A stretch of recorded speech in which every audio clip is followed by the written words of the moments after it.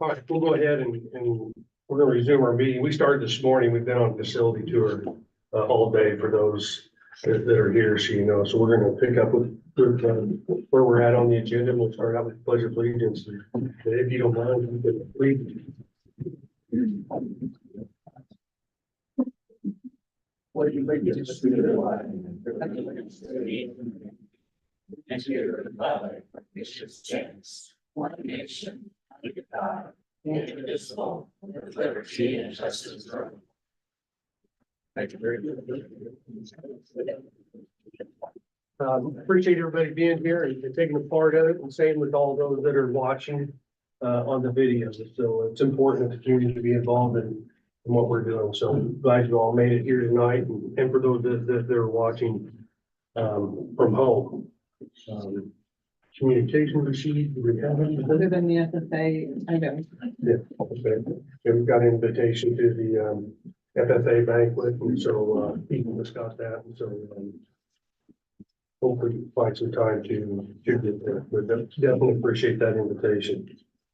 So now we get to the citizens open forum.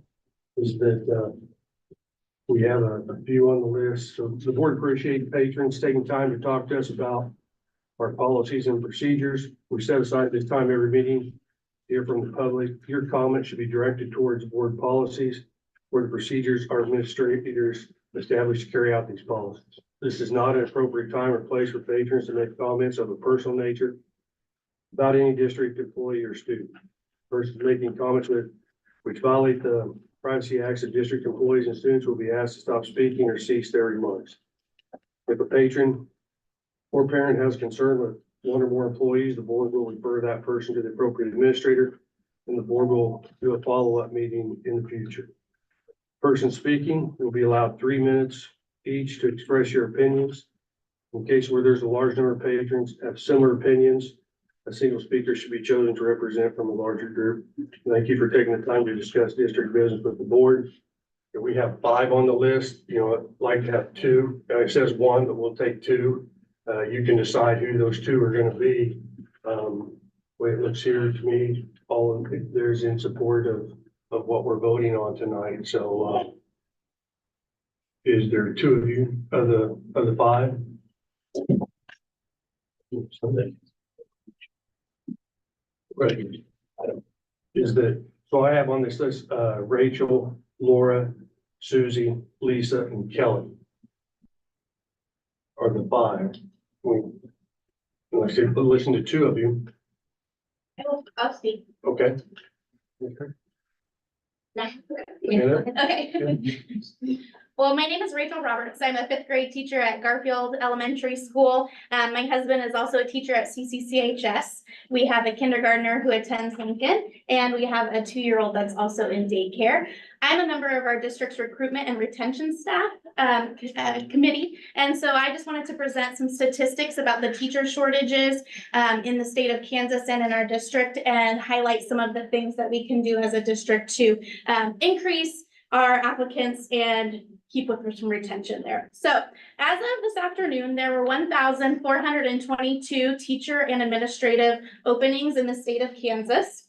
There were 550-ish open in November of this year.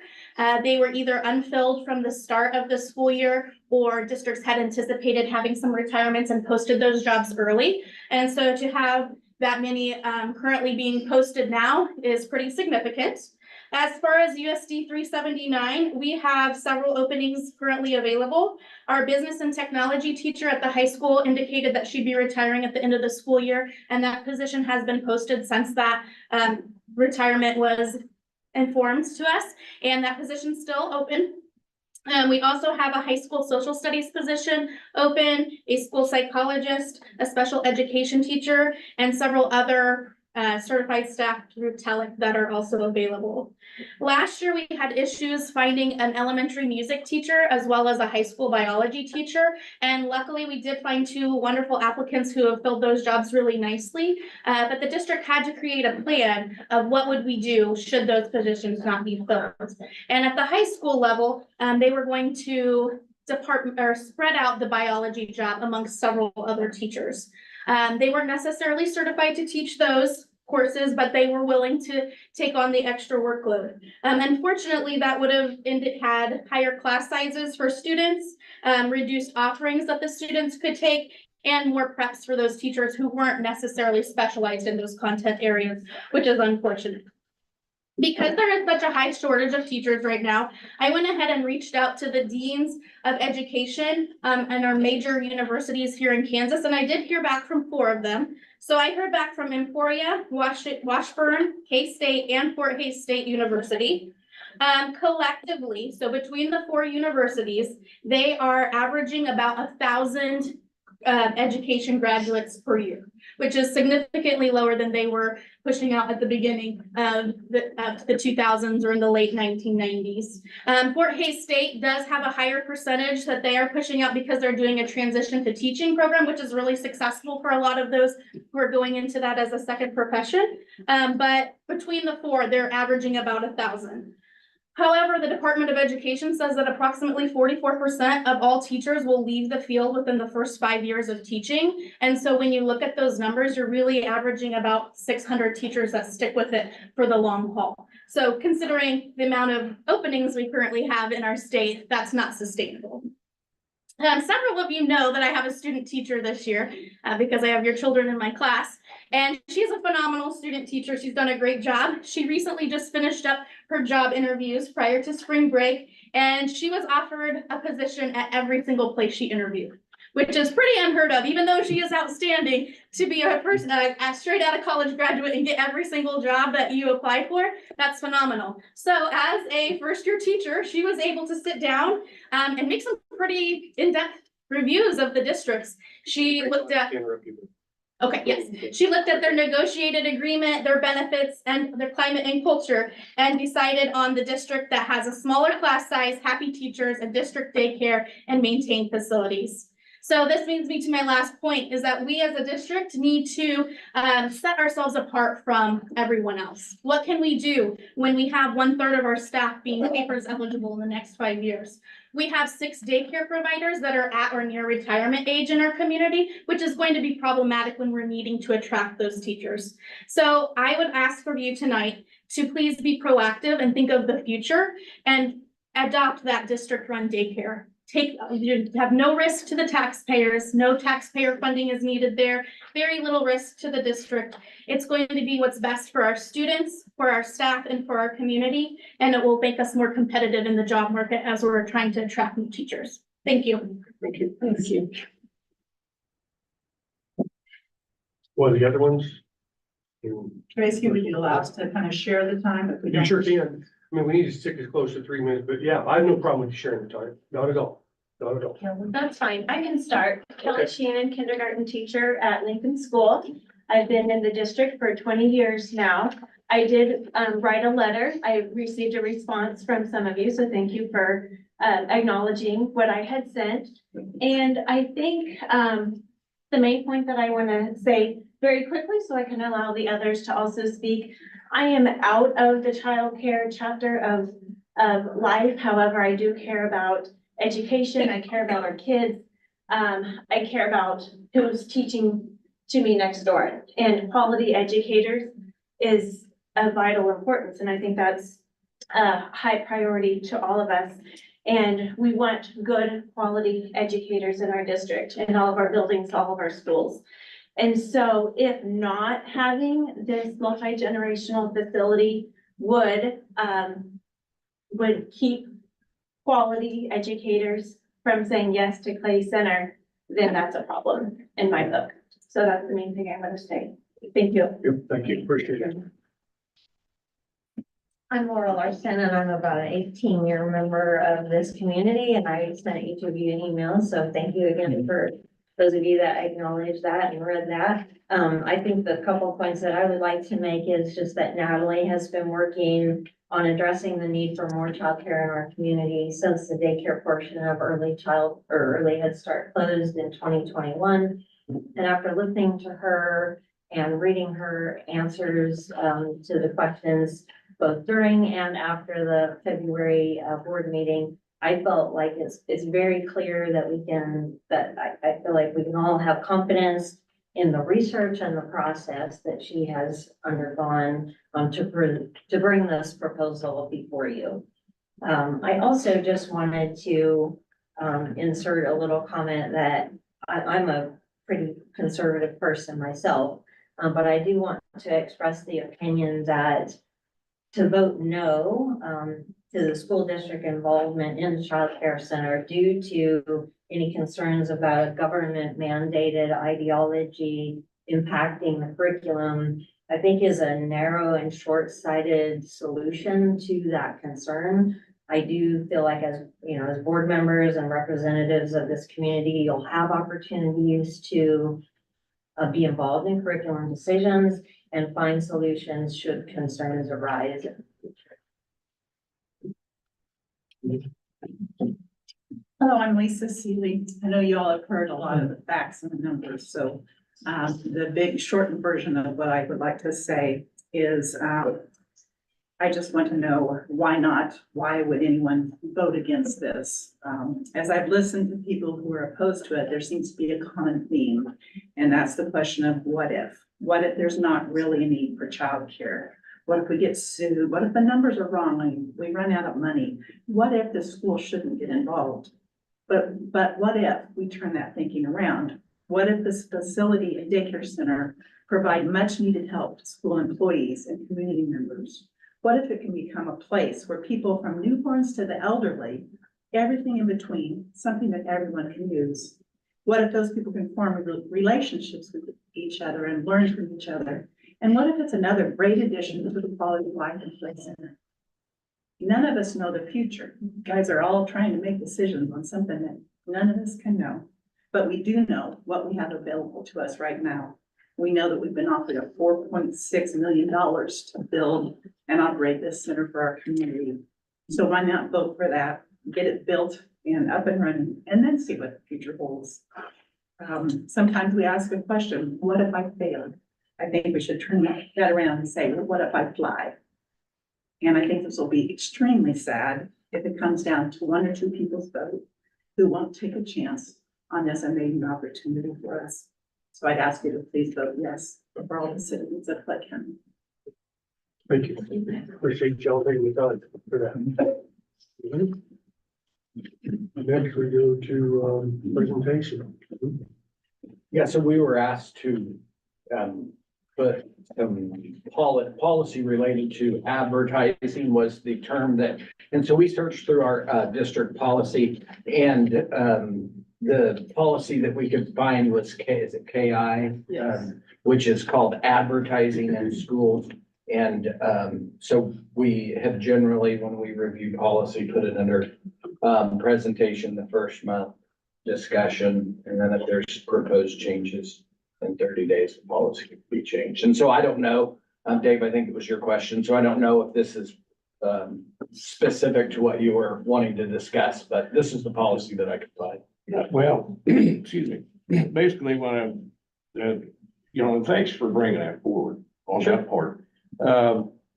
What my main concern has been is that we have, I noticed that we've had a Clay County USD 379 district official paper for 50+ years, which is the Dispatch, of course. Of course, they are for Clay Center, they are for Clay County on that. Legal notices, etc., any advertisements, any free type of services that's been provided by the newspaper through the decades for the community and the district children. And they've done that. It's free gratis on their side of the house. To me, it's, my deal is that I feel that we should be at least proactive to advertise at both places. I see we're going to the regional, but at the same time, we're not in the Dispatch. And I know that one of the counter arguments is that, well, the regional has 1,000 some odd mailboxes, etc. mailing addresses, the dispatch might only X amount, which could be, less than that. Well, the thing about it is that's numbers. But at the same time, I feel that we need jobs that need to be filled, such as bus drivers, custodians, this thing like that. Let's do it. Let's go above and beyond and go ahead and spend our money wisely to advertise them both and get the most bang for the buck, instead of just going ahead and directing toward just one entity. And that was my. Yeah, and to my knowledge, so Dave, to my knowledge, I don't know that we have a policy that directs that type of decision-making. And legally, Joel, anything? I asked KASB, if you want me to read, Sure. their attorney said, you have to use your official paper for any legal notice that is required to be published in your newspaper of record. That said, you may advertise things like requests for bids, job openings, etc., in other places. You are not limited to only the paper of record. So there is no problem with advertising in the new paper and getting your ads in front of more people. You'll just have to be sure that any legal notices are at least being printed in your official newspaper. So we're not obligated. And to give a little context, so this is my 5th year, and so Telek and the district have over the years have advertised in every source of advertisement that is available at various times. And so we kind of try to be physically responsible, and instead of trying like 3 or 4 at a time, kind of trying one and seeing how it works. And so we've done the dispatch before in the past. Telek, in fact, I think for a long time. I have 2 right now. Has them right now, so the district is using some advertising. For a while when we tried radio ads and we didn't feel like we got a lot of success, so we stopped those. And then when the regional came out new, the line of thinking was, well, let's try the regional and see if we get a better result. And so we kind of have just gone through the list of things and sources that are available and tried various things. We've done Indeed, which is free. We've just, I guess is what I'm getting at, is it's not about choosing one news source over another. It's trying things and seeing how the results are. And so, right or wrong, that's kind of the background. So, but So I'm curious, the 2 ads we have in the dispatch right now, are they digital and print? Do you know, or is it, you buy one and you get both? No, I put one in and then I had a teacher opening, so I added another one. All right, so when I go to the dispatch and click on classifieds, any of you can do this without a subscription. You scroll, all the way to the bottom, underneath the footer, that's where our ad's at. That might be why we're not getting many hits, and it's been They're in that the way. I know it's in the paper. I don't know if it was. So at least online, this has been this way for a long. I guess I just wanted to point out that there's reasons why maybe we're looking at other options that might give us, looks like 4,000 houses are getting the regional. And I'm concerned, I have concerns that somebody who's threatened to sue our school district more than once might not honor our advertising dollars in the best way. We can't use that as a retaliatory excuse. Well, we have this We much should money not to be in give. that business to use that as a retaliatory It's excuse. not, but yet you want us to not advertise in the other one? I'm not stating that. I did not state that from day one. I stated that, why can't we advertise them both? Because it costs more money. So if we have this much money, how do Don't we you want think to that would get? be cost effective to go on ahead and be able to, because there's people out there that don't read the regional. Why they read the dispatch. So that's my point. I would like to look at the cost per subscription. So if we have this much of an ad, and what is that cost per person that is going to? I think that would be the fiscally responsible way to do it, rather than repeating an ad in multiple, like you said, are we gonna do it on radio and on the dispatch and the regional and everywhere else? Like, let's be strategic in where we're advertising. We could alternate them. 1 week it's in this paper, 1 week it's in that. You know, I mean, there's a solution here. I mean, here's what I don't want to happen. And again, I don't like to live in the past, and you gotta learn from it and you gotta move on, okay? But I just wanna make sure this isn't all tying back into, we went through a deal with the football picture in the fall, which is absolutely ridiculous. That, you know, the dispatch should be able to take a picture, okay? Is that, if that goes back to because of the way the reporting stories are reporting, I'm somebody that's lived in the media my career. You know, I mean, I didn't like a lot of those guys, like when I decided to go for go for at the end of the Michigan game for 6 inches and others thought should go to overtime and lost, and yeah, but they have a right to report their stories. And, I just want to make sure we're fair in all business. Other example is, you know, I think we participate in a Christmas greetings edition where the kids write stories and they put them in the paper, you know, and I've been told a teacher opted out of that because they didn't like what was in the dispatch. I just think that's wrong. Well, I so, mean, if we're gonna participate in things as a school, we need to participate in things as a school. And no paper is gonna write everything that you agree with.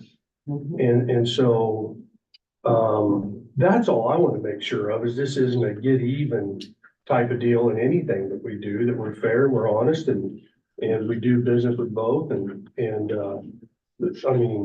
so can I we need good clarify? relationship, yeah, but that's where I'm coming from this, you know what I'm saying, and I wasn't on the school board when the thing went down paper. But I know, I was sitting there going, it's kind of ridiculous, you just can't show up and take his picture. I mean, Dave Berger and all them did it for years, and if we're saying he can't do it because of an article that's in the paper, how he put something in the paper, I don't agree with that, okay? And I want to stay away from that, you know what I'm saying, so. And I don't feel that that was necessarily what was going on, and a couple of things, background information for everyone's benefit. That newspaper requested a copy of the, Wakefield's football team's picture and accepted it from the school. Had no problem accepting it from the Wakefield school, but demanded to be able to take their own play center. So, there's more to the story. But I mean, I don't know why we And then- wouldn't honor that request. I don't think it's any big deal to show up and take a picture. I guess that's my. Okay, and then the so. teachers aspect, the teachers have had the options to opt out of those letters, you know, you create your own recipe or you, letters to Sans or whatever, the teachers have always had the option to opt out, and not every teacher participates. So, I mean, it's not really it's not our responsibility, the school district, to provide content to him. It's not or to that publication, it's not our responsibility as a school district, to notify of every single event that we have going on. It's I published on the understand website. I never said that. It's our responsibility to act in good faith. It is, but it should be a That's the school mutual district's relationship. board. It should be a mutual relationship of respect. But just because somebody writes an article you don't agree with, I don't think that is being disrespectful. I mean, that happens all the time. I guess that's my point. I just don't want that to carry over. I want us to all have a great relationship, and we're not always gonna agree with everything, but be respectful and do business with businesses for the right reason. That's all I'm saying.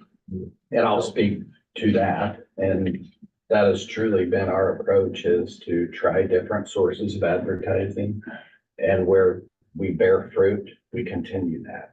And where we don't, in order to be physically responsible, we don't continue paying for that if it's not bearing fruit, or if it's not Right. bringing in applicants or employees. So that's the only intent here. So I'm not gonna get myself involved with past issues, but 100%, the only intent here is we try to be physically responsible. We've tried every news outlet and advertising positions in my 5 years here.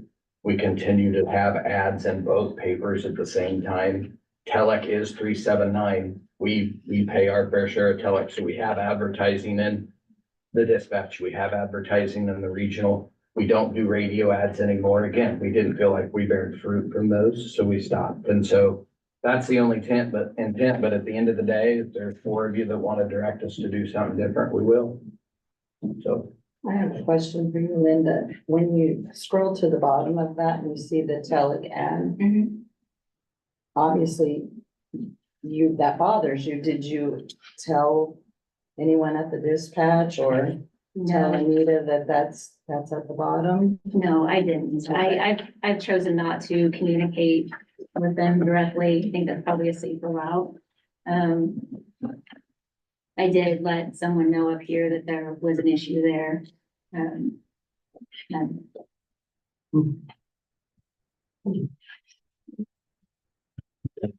Well, I'm good. I mean, I don't think it takes any, just a matter of here on out. I just think we need to be respectful of everybody involved and equal opportunity. We're not here in any business to pick winners. I mean, that's not our job. And I just want to make sure that we don't go down that path and based off of what's happened in the past, let's move forward.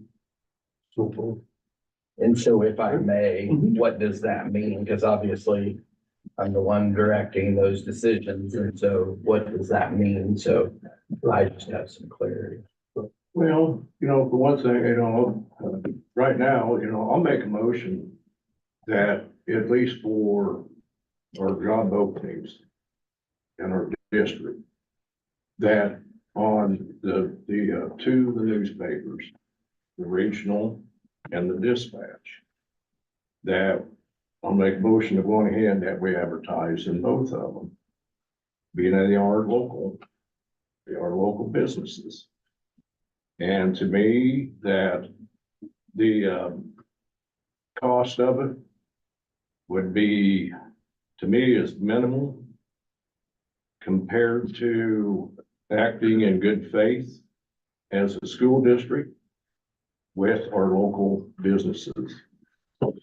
Being able to provide this service, and at the same time, I would feel that it would also get out our exposure more on advertising in both papers at the same time. I don't think we need a motion for that. We just need to direct Brett in the right direction. If you want it in both papers, put it in both papers. Done.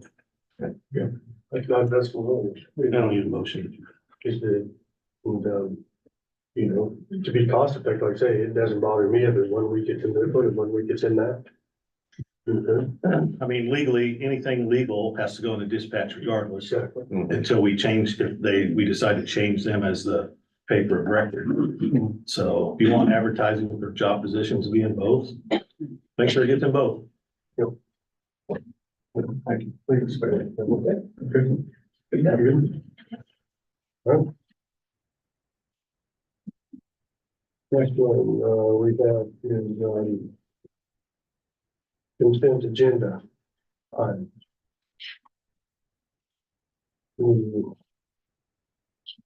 Questions on the consent agenda items?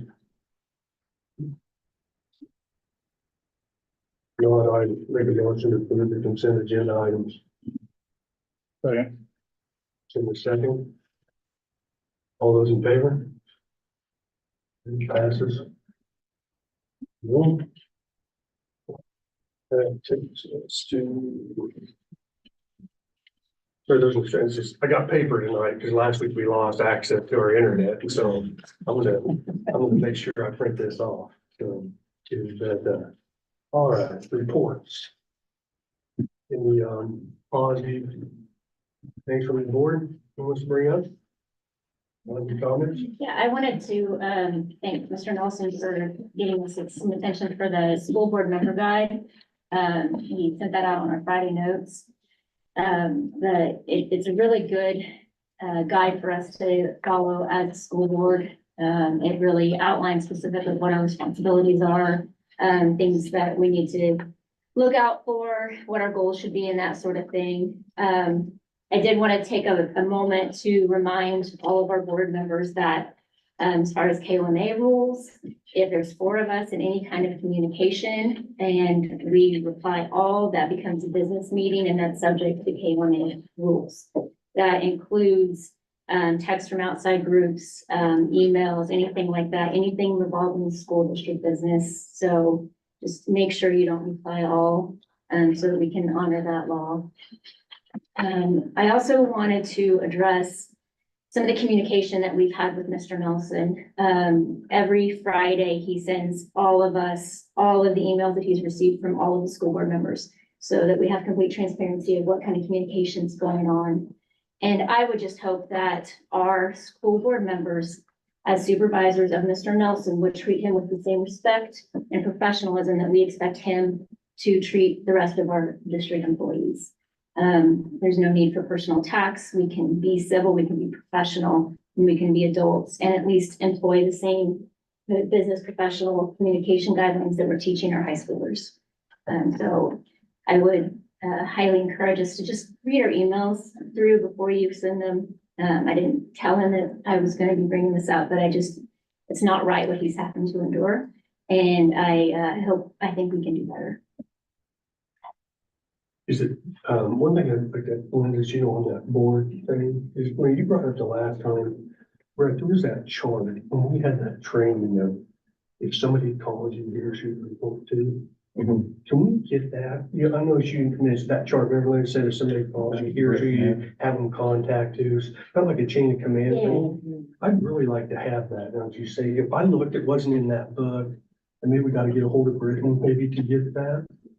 We have a flow chart and a chain of command chart that shows who's in charge of. No, this is like, if somebody calls you, you know what I'm saying, it was down one side was the people, and down the other side was. Brittany It's had like that if a thing. constituent calls, then what? If the principal calls, then Then what? I can. Yeah, get it. I know, we really like that thing, and I was hoping it would be in that book, and it's not in that book. It was really handy reference, so I agree with you. So, and I would also like to, you know, when it comes to, the child care center thing is, I mean, compliment Brett. I mean, that was a hell of a lot of information, you know, and he got it all put together in what I thought was a timely manner, and gave us all plenty of time to look over all that. And so I appreciate that effort, Brett, and those who helped him get that information. I appreciate that. On, say, on positive board comments. Anyway, I'd just like to state that congratulations to the 6 students from Wakefield Junior High that attended the Week State League contest and scored outstanding musical ratings. That was absolutely wonderful. And our CCCHS forensics team recently hosted a home tournament on March 9th with a lot of schools participating, more than what was scheduled anyway originally. And everyone involved was very professional. A sincere thank you for a job well done. I heard a lot of great comments from one was from my granddaughter that attended. Another also is congratulations to our 6 CCCHS students for earning NCKL basketball honors. And also congratulations to our 12 CCCHS students for earning NCKL All-League Wrestling honors. And so I know there's a lot of accolades to go around, and I apologize. I can't remember them all, but anyway, many thanks to, I thought the kids done outstanding, and the support people that supported them behind the scenes. Thank you. Appreciate it. Anybody else come in? If not, we'll go on next. Brent, superintendent reports. Yeah, I won't, excuse me, I won't bore you with all of the details to every Senate bill or House bill that's out there, but I would urge you, if you're a public education supporter and believer, that you pay attention to what's going on in Topeka right now and some of the decisions that are being made there, specifically with the school finance formula and policy the last few years.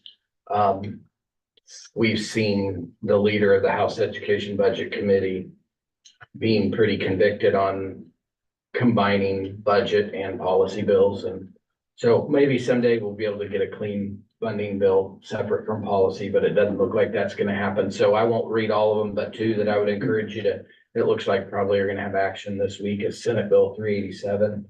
And I didn't have that in that link, but 387 this week, it looks like they combined with the made about 10 amendments to the education budget, and it looked like they put 7 different policies in with that. So concerning, and I won't go through and read them all, but if you have a strong opinion on that, pay attention. It looks like they might be taking. And then Senate Bill 509 is another one that's an education opportunity tax credit is what it's called. And so basically it's a version of a voucher or a voucher type bill. And the data that I read this afternoon says that the bill would cost 75 million in tax year 24, and by 2030, 200 million. And so again, very, very concerning, nothing against private schools or home schools.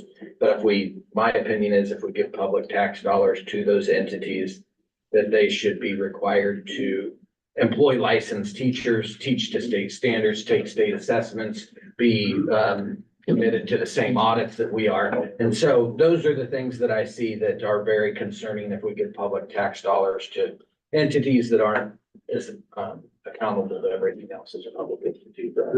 So, and then the last thing, I received a call a week or two ago from USD 334.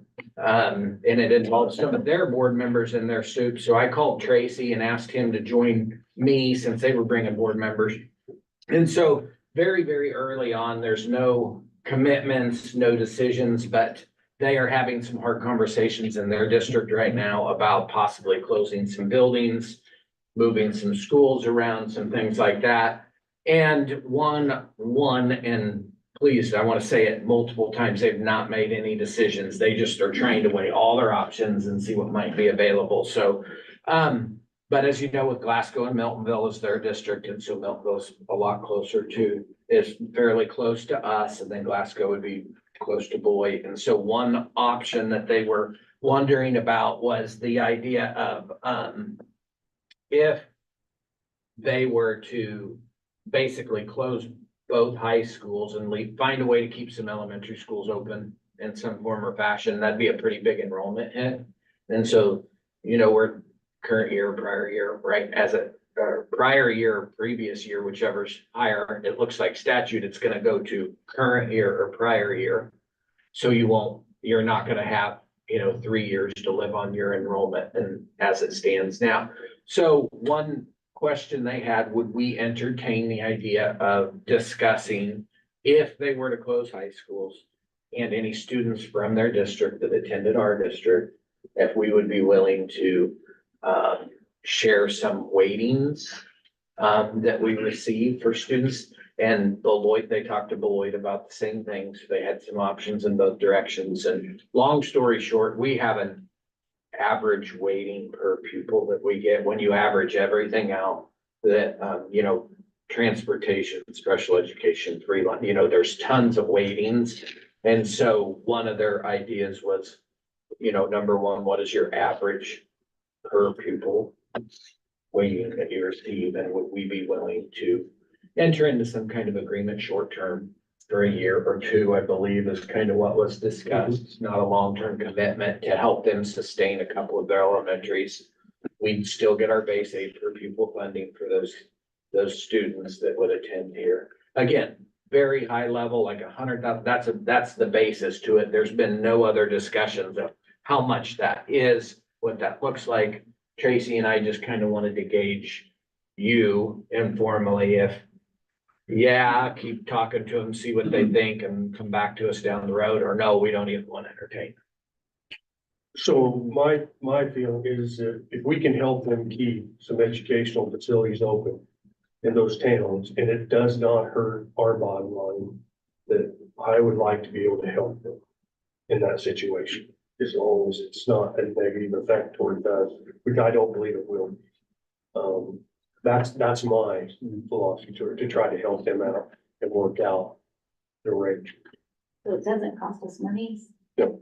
Well, we would, yes, Yes, it would. It cost us the waiting money. some weightings money, yeah. Yeah, some way. So their low enrollment waiting must not be enough to maintain their elementary school. I think is what they're looking at, Jeff, is if they take that enrollment hit in 1 year, they're gonna have to survive that until the adjustment's over. But their hit is what, 35 kids? I think Milton, I have it written down. I think in that one Friday night, you told us 33 or 35. Yeah, I think is what it was. But is that 35 both directions or is that 35 altogether? I have 7. That's what I wrote. Transportation and Mountain need to get together, weighted enrollment, might have been changed. I don't know why I wrote 73 and 54. Maybe that's the total building. That's probably total. Nita probably knows. That's probably I'd hate to total. even, I don't even want to misspeak, but 30 sounds right, Jeff. I think Glasgow had like 15 and it's middle high school. But it's not, Glasgow wouldn't come to us, it would go to Beloit. No, that's why I was saying it might Yeah. be 30 because. And Jeff, how much of the weighting, all that's all negotiable? Sure. Yeah, you know, so my thing is to go ahead and have those discussions with them to see if we can come to an agreement. If it would help them keep their elementary schools open in those small towns. I think it's good for us to keep communicating with them. I think we need to keep in mind we've got to try to figure out how to financially keep our small schools open too. So as long as it doesn't cost us a tremendous amount of money. They've been getting low weighting for their district, which just helps supplement them to stay open and we don't get that. So selfishly, I say just make sure we take care of our own first. Keep it in mind, you know, we're gonna have decreased state aid this year. We're gonna have decreased income from local revenue. And probably looking at needing to cut things in our own district. I mean, if you're talking minuscule amount of money to help them stay alive, then that's one thing. Just making sure we take care of our own. And the increase of students that we would pick up here, and so I just think it's worth having a discussion and giving them that opportunity if it'll work for both of us. Yep. Be okay with that, we'll at least continue to talk with them.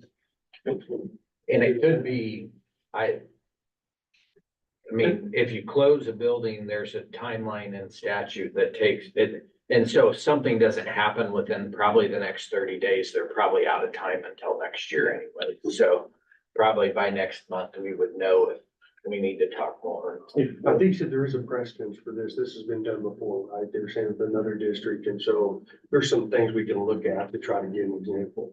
Also, and it's not like that's one. Then they float that idea.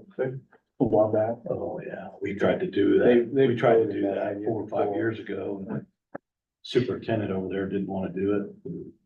Then all of a sudden, oh, we're gonna go Clifton Clyde, and then all of a sudden it was quiet, nothing like that. So, I think they're a situation they have to do something. Yeah. So I like to just figure out what that would be. Yeah, okay. Anybody else have anything else on that? Is that all that you? Yeah, that's all I have. Thank you. I'll take any questions on anything else. Some data and some survey information and some stuff that. The lane transfer thing is good to go. Yeah. All right. Any other questions for Brett? So we're all done with the land transfer with the school district. Or state board approved it. Very good. All right, we'll move on to Anita. Anybody have any questions for Anita? On what she's up there? Do you know how many students were at the Job Olympics? I think we have 4 altogether. Yeah. Hayes just started one. They just felt like this year it was, cause they just had started it and they'd already planned on the Manhattan, so they didn't go, but I think next year they'll probably try to do Hayes and they're gonna have a junior high and a senior high there, so. And what kind of things do they do at Job Olympics? Oh, lots. We had some that did, they do some on money, kind of, so there's different levels, like level 1, 2, and 3. So level 1, probably our kids more with like learning disabilities. So if it's a money skills, they might be actually figuring change from a $5 bill and counting it back. Clear to level 3, they might just be recognizing coins, like this is a quarter, this is a penny. A lot of the kids are nonverbal, you can point to it, you know, so there's different levels, you're competing with your own level. I mean, they do, job applications, interviews, making snack mix, stacking groceries, they have to ask paper or plastic and know what to put at the bottom. First, so really job skills. Awesome. Anybody else have anything else? Thanks, David. So move on to Jack. All right, next month we'll bring our HISA plan, to you, and I want to thank, the AP came and spent the morning with us, so thank you for coming. But we'll share that with you all next month. We've taken our time on it, but I think slow is fast, for this one to get it right. So, feel good about where our plan is, and now our buildings are working on theirs. Last month, Lisa, Matt, and Sarah were here, and we have some extra money set aside to purchase resources that help prepare kids to be ready after high school. And so we did that survey with the public entities on employability skills, what they felt was important. And I apologize, I don't have Lisa's presentation here tonight. She's up at the 8th grade enrollment night. I think Matt is here in case we do have a question, but I wanted to make sure we weren't missing any skills. So if there's any that, just like one that stands out to you guys, I want to make sure we get that on our list and accounted for. So is there any that you guys that stand out to you that are pretty important? Leading into whatever your post-secondary option is, school, work, whatever. Financial responsibility. Okay. As a mom, I'm choose.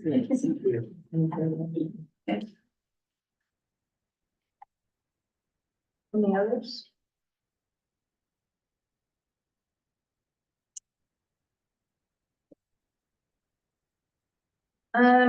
As far as on here, I wanted to give, especially to our new board members, a list of some of the software. You'll start seeing things roll around here in May and June that are renewals. And so I wanted to give a list. I'm sure I missed a couple, but I wanted to just kind of give you a list, a little background of what they do. If you see them on our bill list. Usually what we do in the spring is use this year's fiscal money to buy for next year. So you'll be seeing those renewals come, and I just wanted to make sure you kind of had a list of them and they weren't, shocking when you see them show up on the bill list. So is there any questions about any of the software that I listed on there? How often do you look at, if you thinking about change or something like that? Changing something? Do you evaluate? So, I don't know if you have a 3-year contract and you do it for 3 years. At the end of that 3, do you look at, or you just stay with the same company, or do you look at something, or does it depend on how you feel about it, kind of in general? Well, and I tried to put on here the ones that were more year to year versus a 3-year thing. For example, Power School being our student information system, that has all of our student data that we can never get rid of since 1999. So switching that would be a huge undertaking. I know when we did our accounting software, we were running into efficiency problems. It was like we had 4 different softwares to make everything work. And so I know when Mr. Nelson came in, he had us kind of look at that and evaluated that we could pick one that did all 4 things. And so that was more of an efficiency, like it was kind of broken. And so we wanted to do that better. As far as something, I'll use Edgenuity as an example. I normally just like to do that 1 year at a time, just in case there is something different out there. But it is eligible under our ESSER funds. And so since we've been with them for a long time and it is very pricey, I think help you guys at the end of the year when you're doing transfers and things like that, close out. I think that's one that there's no harm there with that one. Let's use Trip Finder. Mike McCoy came to you guys and said it was something needed and more efficient than what they were doing.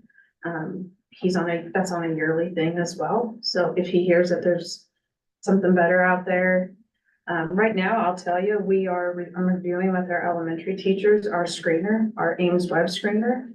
But I won't entertain anybody that costs more than what we're already spending. And so we have our second preview coming up next week. And we know what Ames Web does. We previewed another one, and we're going to preview another one next week. But like I said, I wouldn't even entertain them if they cost more. So it then lets the teachers say what meets our requirements and our needs, so. And this is probably not a great analogy, but it's kind of like the health insurance world. You have 3 or 4 major providers that are in that business and can provide that service. 95% of these are the same way. Like when you've been in education for 20 years, you know, you'll look over your career and you'll say, oh, well, it's been Ames Web or Fast Check or Dibbles. Those are the 3 for student screeners. Or like you look at your financial software, you know, or student management, it's Power School. What's the one I used to use? The one over,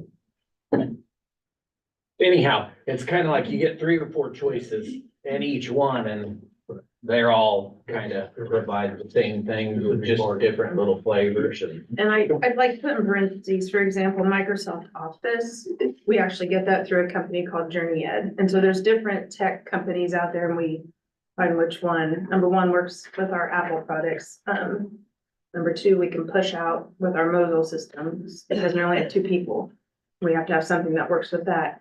And then number 3, who has the best bid for us that we can take, so. Next month, I'll do a little preview because we work with service centers. And what I'll share is when I came in here, we had full memberships to all of them. And when I added up what we were spending in our memberships and what we were doing with them and what we used them for, I realized we can be either associate members or just kind of buy a la carte. And so that's what we've been doing for the last 10 years. So I want to kind of tell you the service centers that we use, and they each kind of have a purpose. They're all very good, and we've just kind of taken what they're really good at and that's go from each one of those. So I'll give a little bit about that next month. And I don't know if you saw at the bottom, we were blessed with a huge Perkins grant for $29,000, almost $30,000. So the plasma cutter that's in it, it is over 20,000, but we submit those bids to KSDE. So when you approve that we can apply for the grant, that's letting them take that. It has to meet their specifications. So we're pretty excited. That's a $27,000 piece of equipment that 379 doesn't have to put the bill on. So That go to Wakefield, that one, Clay Center put in for that one. I gave the opportunity for all teachers to put in, and that was the one that came out. And I put my quarterly kind of report in there. And then I wanted to, it's not in my report, but I wanted to share with you guys that this Friday, Celeste Hamill and Lindsey Graham, they are our Kansas Teacher of the Year. They're on tour this year with their team. And on Friday, we are the host. And so they will be in our district. We have teachers coming from Salina, Gary County, Great Bend, Scott City, Dodge City, and Ellsworth. So they've taken turns going to those schools, and now it's their turn to showcase them. So if you see them cruising around town with like 9 other people you don't know, that's what they're doing. So we're excited to welcome them. I know they're gonna hit the murals. They're gonna go to the zoo. They have a whole day planned. So I'm kind of excited. That's all I got. City. Oh, you did? Did they know that they were gonna see you? They didn't know, no. I didn't know either.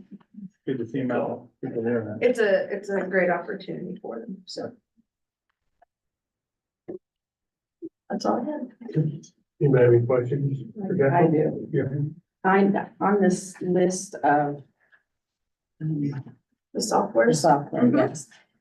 Do we still use Panorama?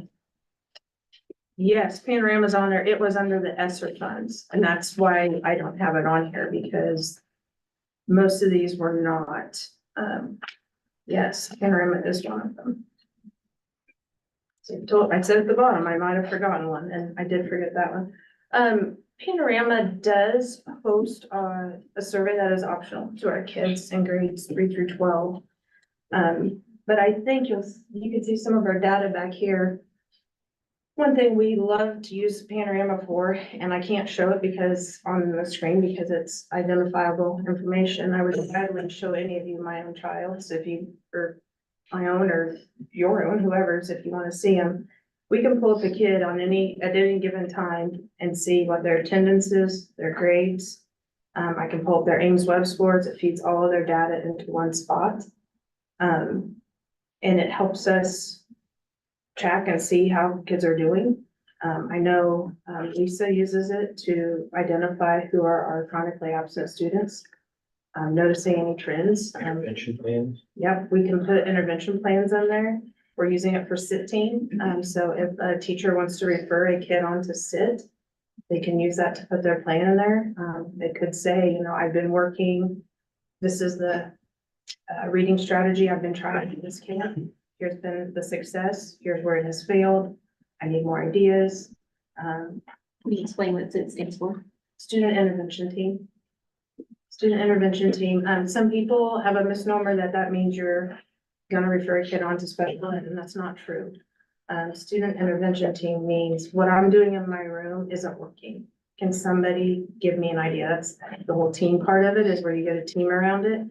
And somebody else down the hall might have a better idea, and you try it. But if you repeatedly try and try and try, and you have some data to support that you're just not moving forward for whatever reason, then you could go on and refer for other services if a kid should need it. Is Panorama free or? No, it costs, and I don't have that off the top of my head, but I can look it up. Okay.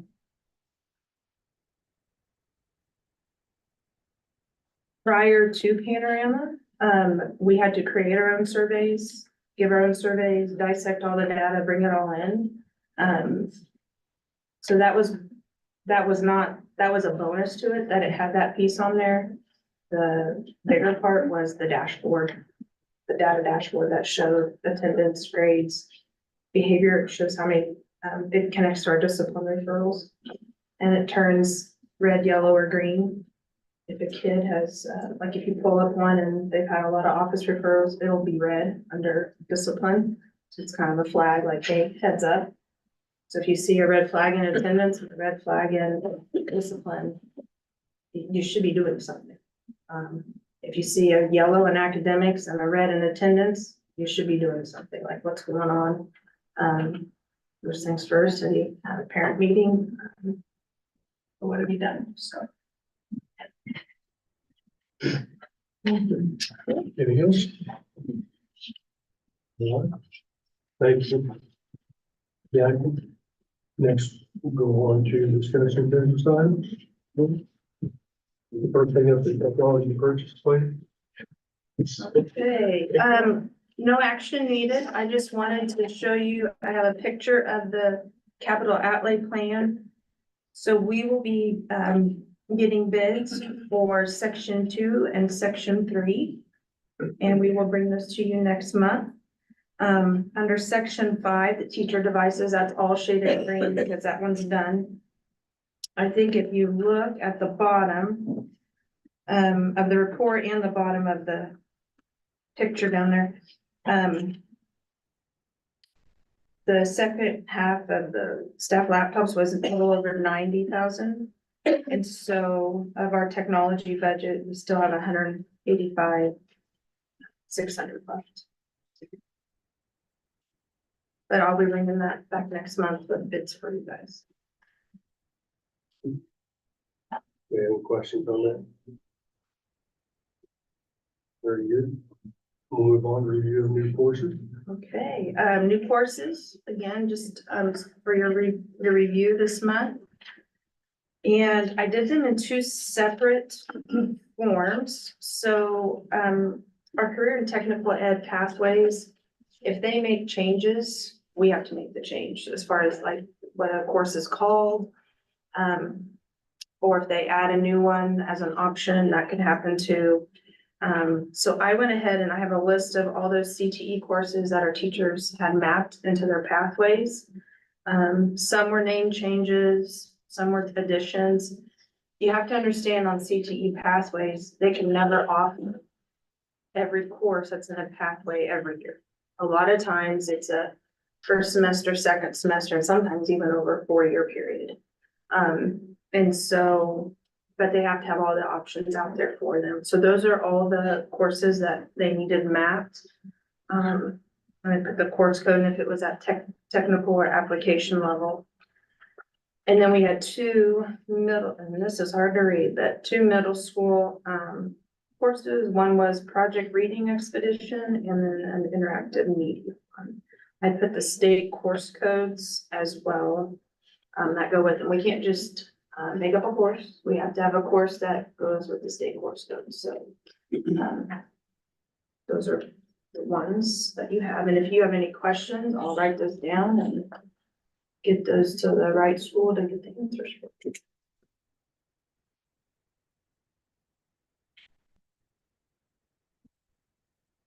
Anybody have any questions? The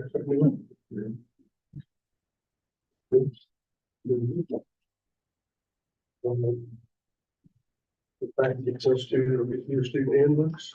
Something got next? Yep. So that's first review. You'll see that we try to consistent format, so everyone can see what our suggested changes as that front cover page, and we kind of ask that every school stick with that similar format, so they're easy to read and easy to understand. So I see most of our, you probably don't see them. I think they're probably standing out there, but most of our principals are here if there are any questions.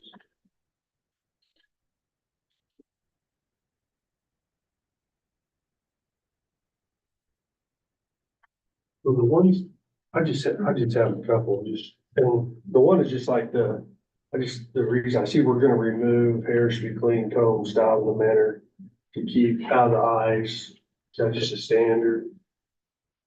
Which handbook is it? Oh, sorry, under dress and appearance. Which handbook is that in? In the high school. This is in the high school. There were at least six. Okay, a couple of them have that. Just grooming things like removing the hair should be clean, combed, and styled in a manner out of the eyes. Just a little bit of background on why we're moving that out or changing that, or is that common? I mean, Not for me, it's not. But I just think that, like you said, it's a style, and and it's about visibility, kids being able to see safety. I have a big, there's a thing in our handbook about hats. And you see a lot of schools that allow hats in buildings. I don't allow them simply because it's a safety issue. It's not a respect thing anymore. It's a safety issue with the hoods and with the hats. I've got kids on, it was cold this morning, they come in with a hood, and I'm just like, you guys gotta take that off. Because I don't know who's in my building when they got their hood on. So there might be the same thing. I mean, if they're sleeping, not sleeping in class, pretty soon they're gonna have there's a kid on Powell Albert, that hair was down over his eyes, and you couldn't tell if the kid was awake or not. So that's why we put it in. I mean, well, this is what this says, remove it. remove. The hair. They can't have long hair. Yeah, it says you're striking. I'm not gonna dictate where they can have hair or not. I mean, that's just the style of it. So we just took it out because it's not a battle that I'm gonna fight. So it's just kind of like the hat thing. I mean, I'm gonna leave it in there because that's a safety issue. I'm sure Ed Butterfield probably would not agree with me, when it came to the hat and for the hair and the dress code and things like that. But yeah, we just took it out because it's not something that we're gonna fight. And the second one that I had from on the high school was the electronic devices.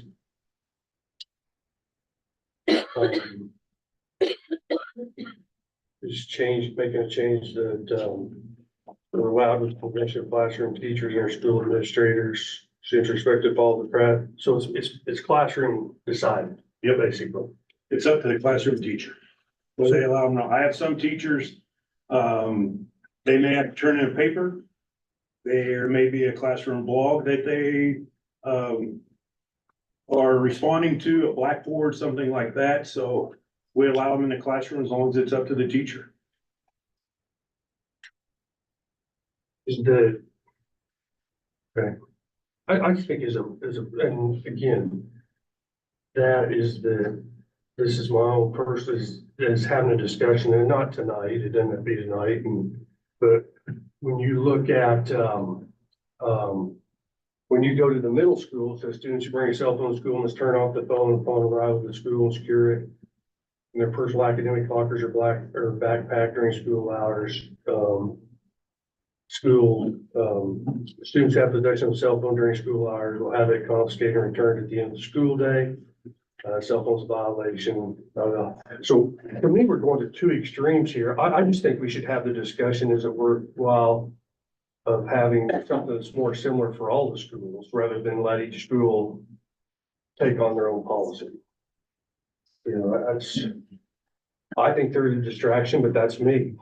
You know, I mean, in all our years of coaching and teaching is they weren't allowed to bring them in the meeting rooms, you know, and when we had downtime, they were allowed to use them, you know, and I'm all good with that. And so I'm just trying, I think, to be effective in the classroom. Whatever you do, you gotta eliminate distractions. And so I think as a board is sometime having a discussion before we do it of, you know, I just like to have that discussion on, should it be more uniform or from school to school or classroom to classroom? You know, I think that's worth having a discussion about. What's that? What about earbuds? Like, you ever thought about putting that in there? Or do you allow earbuds at school? They're allowed in the classroom, teacher's discretion again. You know, and I kind of look at it as, I'm not gonna micromanage my teacher's classrooms. There are some teachers' classrooms where they're absolutely not allowed in the classroom, period. They go off, it vibrates into their pocket, alarm goes off, that thing's gonna disappear, it's coming down my office. There's other teachers allowing for the first couple minutes of class. We don't have bell system at the high school. They allow the kids to, you know, for the first couple minutes till they come in. We don't use bells anymore in high school. Well, things have changed. It's amazing because those kids, they'll tell you when it's time to go. Fidgeting in the chairs and everything, you know it's time to go, you know, and I think that's what we're trying to teach them is kind of like you guys in the audience, how many of you guys turned your cell phones off when you came in here? I guarantee you there's a teacher in this classroom, those kids turn that cell phone off when they walk in her classroom. Because they know that's the expectation from that teacher. If I can jump in, I think the uniformity could be kind of dangerous in the fact that like an 11-year-old is very different than an 18-year-old. And the expectations we have for them with technology, an 18-year-old is getting ready to go off to college or enter the workforce. And if we're limiting their technology use or saying they can't have it at all, we're not teaching them that digital citizenship piece that we want I'm them just saying in to the learn. classroom, I get all that. I'm just saying in the classroom. Yeah. You know, and I'm just asking questions. Sure, 'Cause absolutely. obviously there's differences and, I mean, I'm dealing with college kids, obviously, and a lot of them are like 1 year out of high school. Mhm. And, I just know that to bring them into situations where you're trying to teach, at least in our situations, didn't work. You know what I'm saying, is that, I still think that structure, makes teaching more efficient. You know, and in a lot of those things. And so I just think it's worth the discussion. I'm learning a lot. Like, you know, I was one of them that I know as a nerd, I kept working on things. That bell wouldn't go off. Hell, I may have been sitting in that class and been late to the next one. You know what I'm saying? It's just so much of that is a little bit different. It's not as structured as it was. I think that's safe to say. Well, the bells is because not all the classes are at the same time. So it's, this class might go for this long and this class is going for this long. They have a block schedule instead of like every class, first hour, second hour, third hour. So that's why they stop the bells. Do the teachers put input into the handbook changes? Like, do you have a building team that kind of discusses it and puts their input in there, or could we get their input? They do have some input when it comes to those things. You know, food in the classroom, cell phones in the classrooms, you know, the bell system, that's something that we talked about. That was through our redesign process. You know, so I absolutely, they've got discussion items that they bring up to me.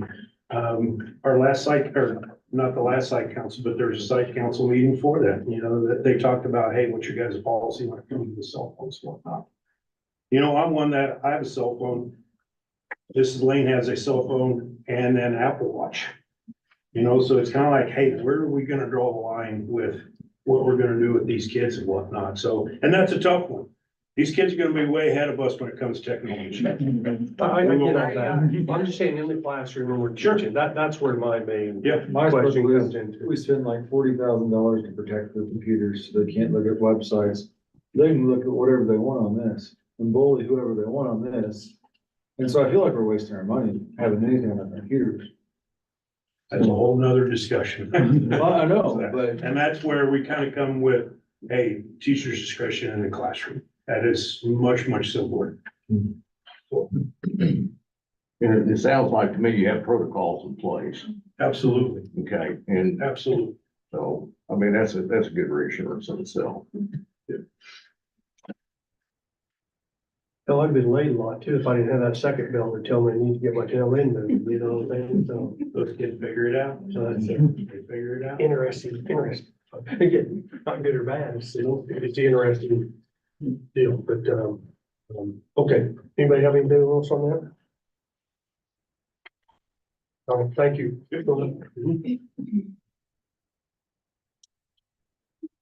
All right, so now the next one, the special meeting date for board retreat. So I was visiting with Brent, and it's just all part of, Brett, we got new people. Is that there's always gonna be a lot more questions. I have a tremendous amount of this, I've got a list of 8 or 9 things that I'd just like to sit down and visit with a few of those things. And it was Brett who brought up the idea of having like an open retreat thing, just basically an open agenda. Obviously, we supplied him with as many things we wanted to talk about and said this evening, and it would save us a lot of time, in my opinion, that we sit and talk about those things and discuss them rather than at a regular board meeting, still be open and everything. I mean, is there an appetite to do that? It would be very helpful to me to do that. If we took the 9 or 10 things I've written down and you put 2 on each meeting, you're talking 10 months, you know, to get through them. And so I don't know, it would be helpful to me to be able to do that. If there's anybody else that would be interested in doing such a thing with that.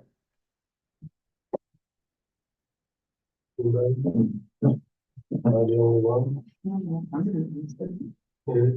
I mean, I'm thinking somewhere, I told Brad at the end of March, but I got to thinking about it, probably that week until the April 15th would actually probably be better after the April meeting. But you have any thoughts on that? The other day I have was March 28th, but that's rolling up on us pretty quick, March 28th. Yeah. So, that week of April 15th, I'd like to do one. And, to discuss some of the things, there's the way we operate and some policy things that we're not gonna have time to get to all of them and that's okay. I think the 18th is a Thursday, is that right? Yes. is there a track meet that day? Is there a track meet? Junior high. Still junior high, no CTCMS track at Wamego, CCCHS varsity, boys tennis, JV softball. What night that week is it? Or I know in the spring it gets difficult. There's a lot. Really Wednesday night, Wednesday during the night, night, yeah. because that's the one night they can't have. Does Wednesday work for everybody The 17th. on the 17th? So 6 o'clock, or we'll start sooner than that? Can we start at 5:30? I have council at Soups and it looks like never mind, it's in Manhattan this month, so yeah, I'll be back, I could be back at time. So let's plan on doing that at 5:30, basically just be a open discussion agenda. Like I say, the different policies, things you want to discuss, we can get them to Brett and if there is any information. 6 o'clock. Okay, I'm fine with that. Yeah, you tell.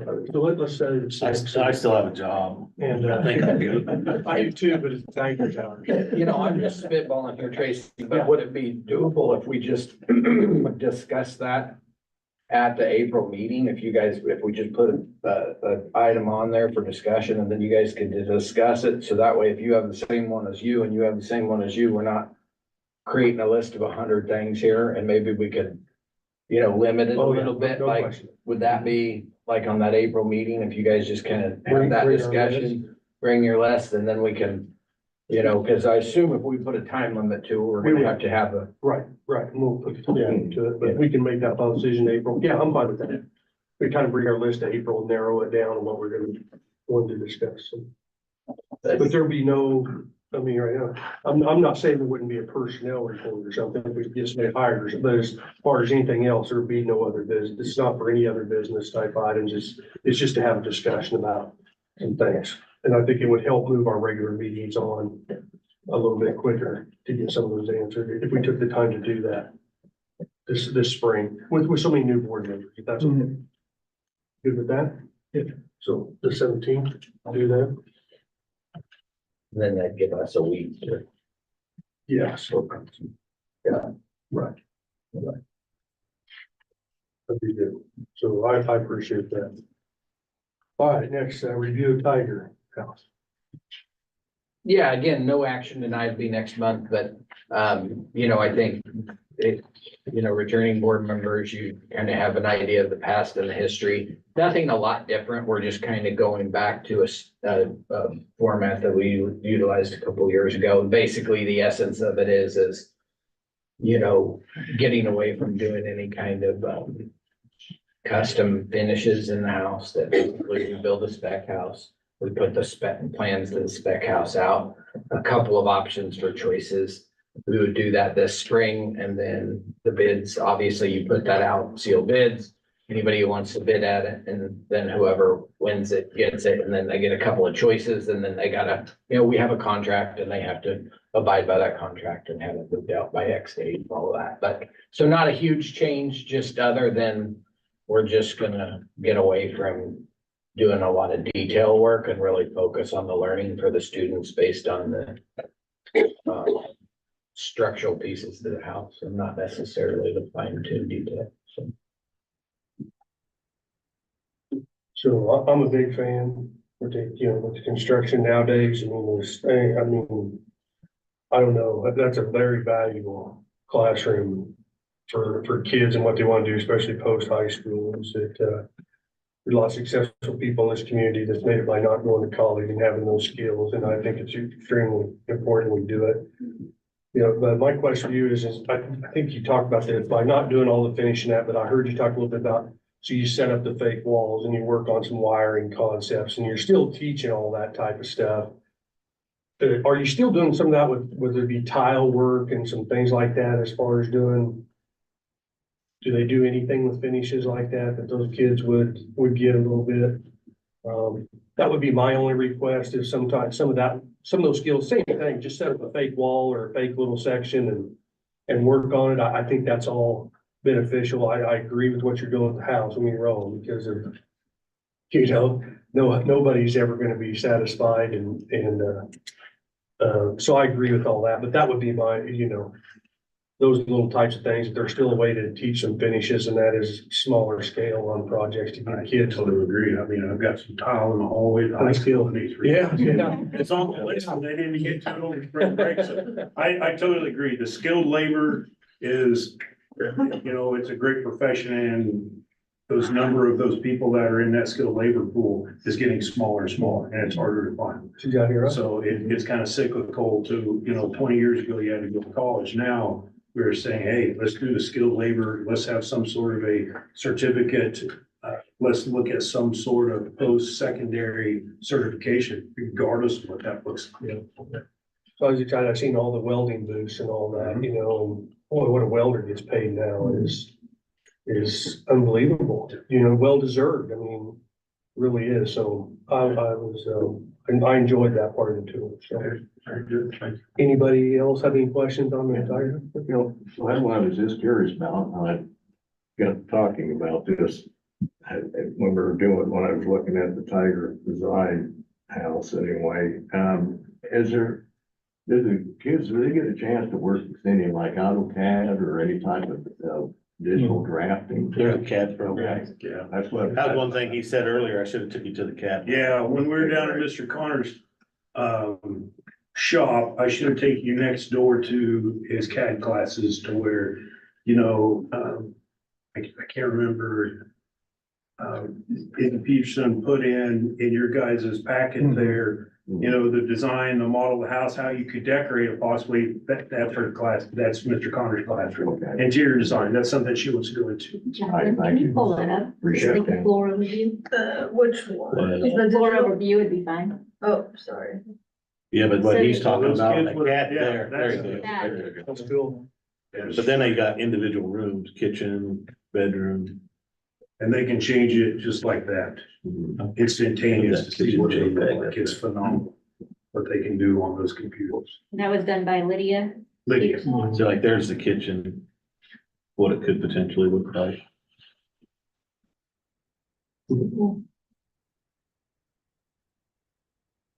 Well, it's definitely worthwhile. Those were done by the students. But- Yeah, those were all done by the Those were by the students.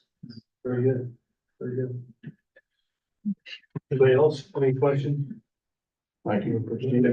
Thanks. Shadows. Oh. You can put shadows on scenes. Yeah, so you can put shadows from lights. Probably not a desirable thing. Process. We got review of the bid process, right?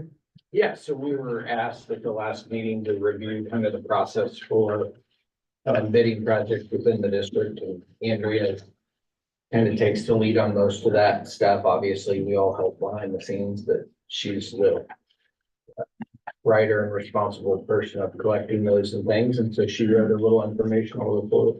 She could not be here tonight, but at any rate, that's kind of the outline of the bid process for our district.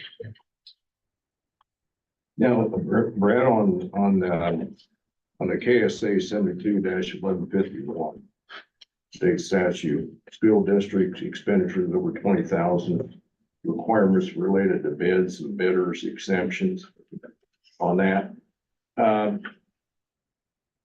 For instance, if we have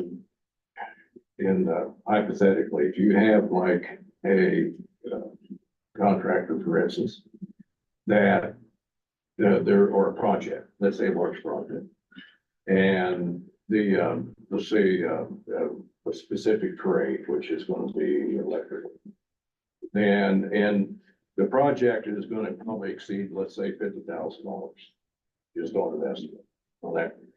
If they, for instance, submit statements, invoices that are less than 20,000 for payment, then are they still exempt from going by this $20,000 or more statute? That's what I'm curious about. I'm not following. Well, and this is the reason why I brought this up. When I reviewed the scope of the project on expense detail report on our stadium project from start to finish. And anyway, I had here that Meltonville Lumber Company had a total of $36,767.37 off the stadium project. Another one was Advanced Electric, $145,000. Now, were there any other type of entities allowed to bid on this project? Because obviously at least these two projections I just stated is well above and beyond the 20,000. Well, and these are back in the past, but I'll do my best at memory, but with Advanced Electric, we did go through a bid process with them and they bid on it. We had several bids and it was public, and BHS helped us write the scope for those. And so, right or wrong with the lumber package, it's no different than we've done the Tiger House for the last 20 years. And so when you look at the Tiger House, for example, it's always over 50,000. That's ballpark, but we've, right or wrong, never bid the Tiger House out. And so sometimes it was the purchaser's preference. That was an example of recent, which lumber company they wanted to use. And then for probably 10 years in a row, we just used Clay County Lumber because it was super easy for everything and we didn't bid it out. And so, right or wrong, that's kind of the process with the house. And so the debate becomes, and my understanding is if it's not one thing, you know what I'm saying? So if it's like, for example, the building up there or the Tiger House, it's a whole bunch of components going into one making something. And so, right or wrong, we modeled that project that you're discussing after how we had done the Tiger House for, I don't know, Mr. Young, how long? And so part of the pre-construction process for that too, BHS went out on our behalf. We hired them under what we call a pre-construction consulting contract. And so they went out on the owner scope side of that project and they priced and estimated and brought back recommendations on how to approach that project. So. Okay, so in that case, then we don't have to follow KSA 72/51. In that scope of what you're stating. For the Tiger House? No, I mean, for any, like this project that we just completed with the stadium and let's say the Tiger House and any other future projects that are going to extend another $20,000 in projection cost. That's what I was curious about. I see. I'm not sure I understand. Can you clarify that idea? Basically breaking things up to where it's under 20,000, but when you get to the end, it's over 20,000. Yes. But like the electrical deal in the stadium, we had multiple bids, so he was a little bidder. The Tiger House, I take it as buying classroom consumables. Well, and it's. I mean, you may get the floor package 1 week and 3 weeks later, you may get the wall package and 3 weeks later, you may get the siding and, you know, so to me, it's classroom. And those costs are passed through. Yeah, they're passed through. It's passed through because we get our money back when you sell the house, you know, as far as that goes. So it's not really, I think it's classroom material more than it is getting a bid for it. I think that's what the auditors have said in regard, so the lumber here is related to the construction of the concession stand bathrooms, right? So that was our Tiger House from last year. From what I understand, the auditors say it was okay for us to do that way on the Tiger House because it is money in, money out. It's not us spending that money and not getting paid back for it, but the Tiger House, we got paid back for. And I think the risk here is, I mean, I'm wrong, I still don't know that I understand your question, Dave, but that's how we've, how it's been done for, how long we've been doing a Tiger House, Mr. Young? I'd say over 30 years. And I would say 95% of those, everything was just bought from Clay County Lumber. As a, you know, they have it shipped up, they build it, they do it like you were saying, classroom supplies, here's what we're ready for our wood, we're ready for our electrical, whatever, and so. I don't know, but I guess what's the question? Well, that was what, you know, my point was that if this was basically related to any projects that the school does, period, either in and out projects, just like what we stated with the Tiger House, or does it pertain particularly to, let's say, if we done a expansion of an existing building in. Well, that's the difference there. Expansion to a building would be a capital improvement, so it would be bid out regardless. I mean, we're talking two different things here as far as I'm concerned. That's what I was curious about. We're talking classroom stuff compared to capital improvements. Okay. And that's the big difference. Okay. I thought I was just wanting to clarify. You know, when you get to vehicles and buses and adding on to buildings and flooring and roofing, and those are capital improvements, not classroom flow through to me. Okay. So that's where the difference is.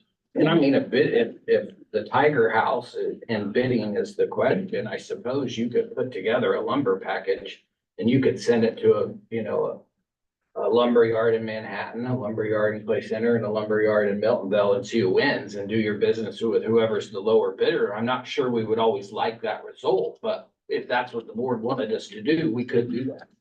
My guess, I would just point it in this direction, and we're gonna see what they want, is that when we get those materials and we get them in chunk, I think we need to let businesses in the county at least have the opportunity. I'm not sure that was the case with the stadium, the way that I was told on the lumber for the stadium. And so that's all I've asked to bring us in. Yeah. You have businesses in the county that pay taxes that support the school district. I'm not saying that they get it, but I think we need to give them an opportunity to give us a price on something that's a decent sized package. I'm one too, that I believe, you know, this $20,000, I get that that's the state statute, but I'm not trying to create any more work for anybody, but if we're not in a hurry in an emergency situation, I think some closer to $5,000 should be bid. I mean, if we save $3,000-4,000 on a bid, that's a hell of a lot of money. I know somebody's gonna say, oh, it's 0.03% of the budget, or still $2,500, $3,000 here. You do that 5-10 times a game, that's $15,000-20,000. That's a lot of money in my eyes. And so I just think that's all, is giving the in-county people on stuff like that, if an in-county business, at least making sure they have a chance to bid on things. That's it. So if we I'm not open saying it no up to bids, though, I would say if we open it up to more bids, then that does handicap us a little bit from using local guys in that 5,000 to 19,999. Well, not necessarily, because in our board policy under fiscal management, title local purchasing, adopted December 12, 2016, is revised on, prior revised August 1st, 2011. DG, EE local purchasing, the purchasing agent shall make purchase from local vendors when the price, availability of the product, and service are competitive with outside vendors for purchases not subject to the bidding law. The board shall not grant preferential bids percentages to local contractors or businesses except as provided by statute. So this is a written active policy that currently that we have in front of us here on the board. And so that's what got me entailed in looking in this further and saying, okay, what kind of questions do we have going forward with projects, or what have we done in the past? And so I'm glad that we're having this discussion, because I'm learning something also on this, on our bidding and how we're moving forward with, how we proceed.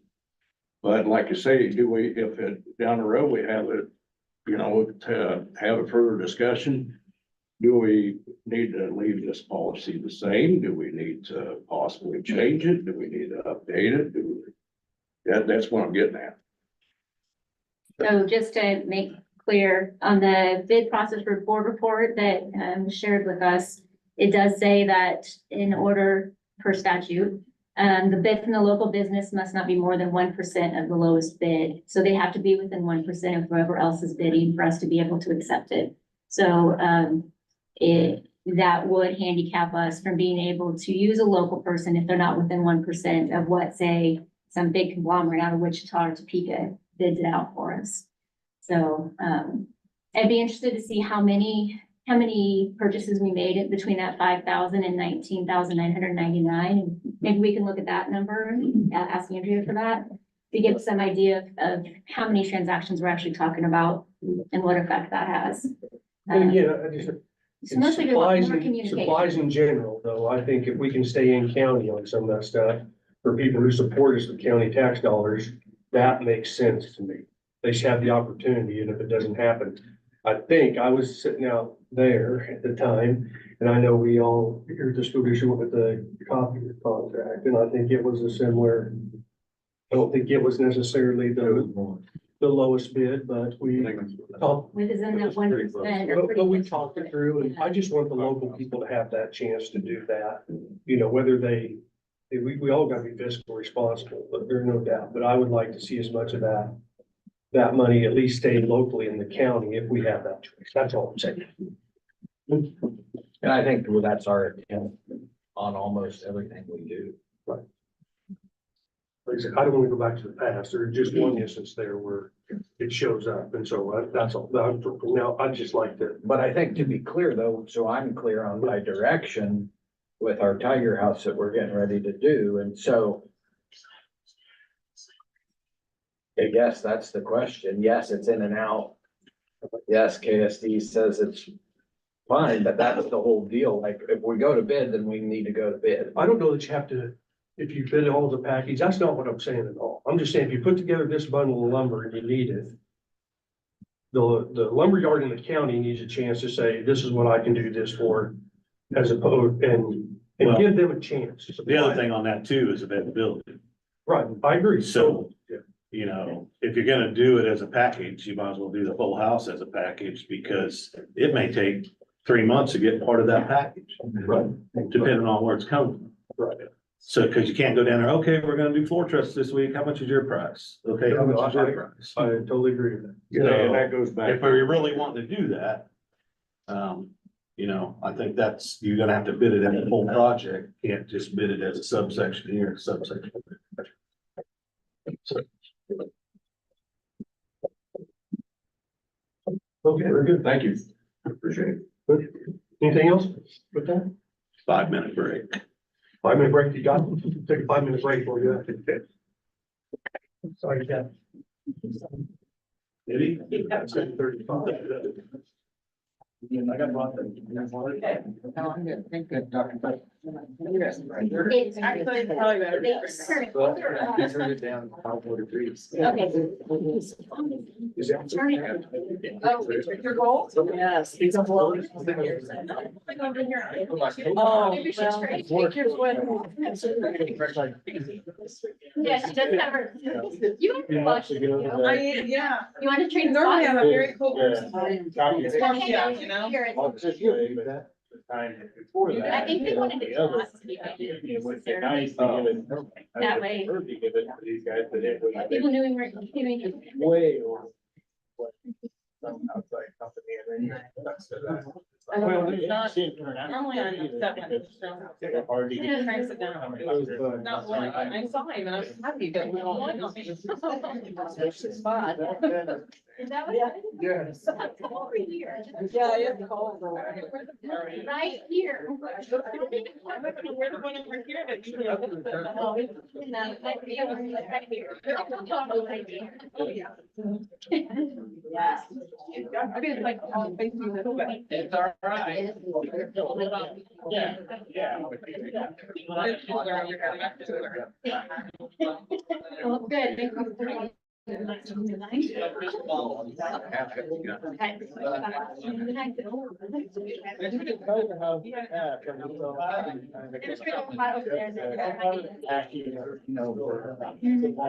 Because they gotta get, you know, that.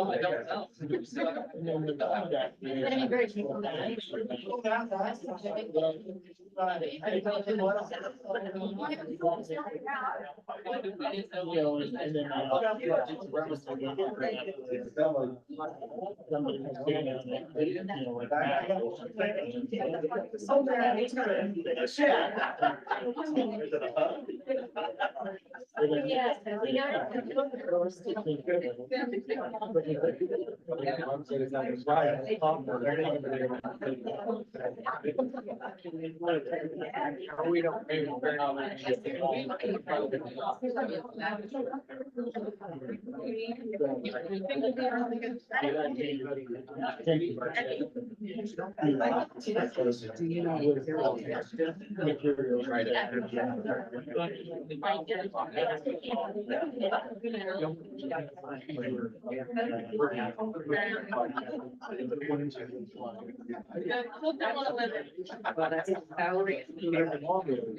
One day. Go all day.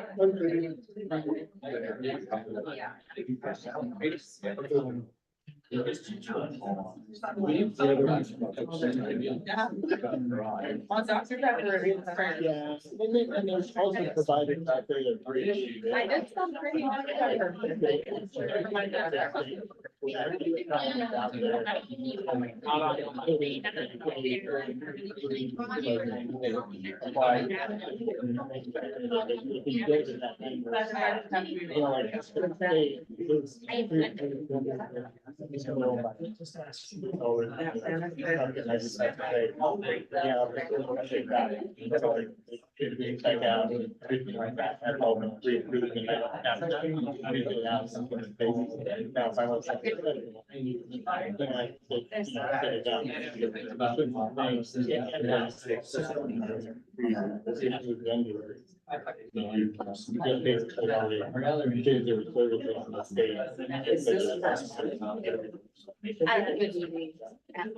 Some of that. Thanks. You're welcome. Call, yeah. I needed it. I didn't know if I was allowed to say. Take a break. I'll let you know.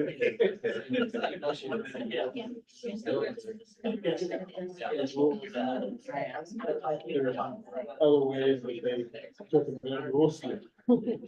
You know. Yeah, that's what I was wondering about. But yeah, I mean, it is nice. Yeah.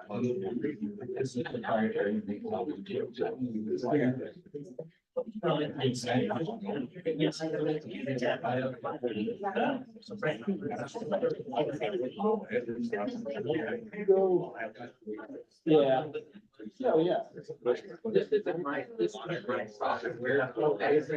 Yeah. Child video on this and it's like, so I'm not exactly sure what we would do.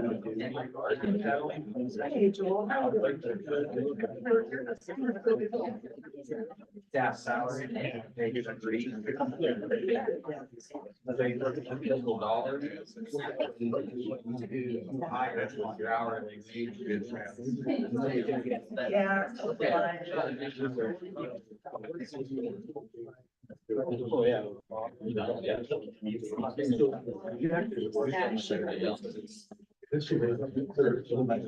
The other.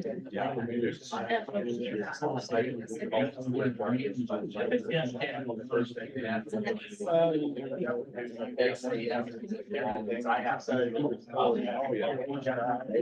But I have. I'm gonna take care of it. You really have somebody else. And so. Take some more.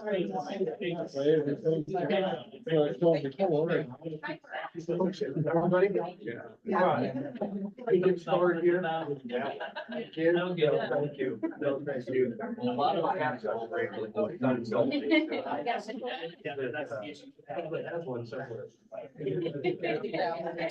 Get everybody. Yeah, well, okay, is that, next we'll move on, so next is the multi-generational child care and community center, which is an action item. Yeah, I don't know, Tracy, that I have a lot to add. So I spent a lot of time and energy and effort, a lot of people's part in gathering as much knowledge and information as we could, and putting that together. And we don't have a crystal ball, and not everything is black and white. Not everything has black and white answers, but if you would choose to do it, we'd have a year and a half to iron out some details and figure some things out, but I'm happy to clarify anything if I can, but know that. And that's one thing I hope everybody understands is that when it comes to, it's not all black and white, because you're talking about different ratios of how that'll work with infants but all that doesn't have to be decided tonight. You know, that the more you meet with the licensee people and figure all that stuff out, again, we're projecting for September of 2025. So there are some different models and things to look at before we make those decisions, if we end up doing that. So there is going to be a little bit of gray area. There's nothing we can do about that. You know, but we do have the parameters in which to operate to make it work. I believe that. Does anybody have any other questions? Anybody? I will. Just Okay. When I looked at the Grove Clay County Life Center project website, I saw an area under the data-driven need for childcare in our community. And there's a place that says, just click on Clay County to view the real-time report. And so I noticed that on February 14th, this real-time point-in-time childcare data generated on February 14th of 2024 said a potential number of childcare slots needed was 125.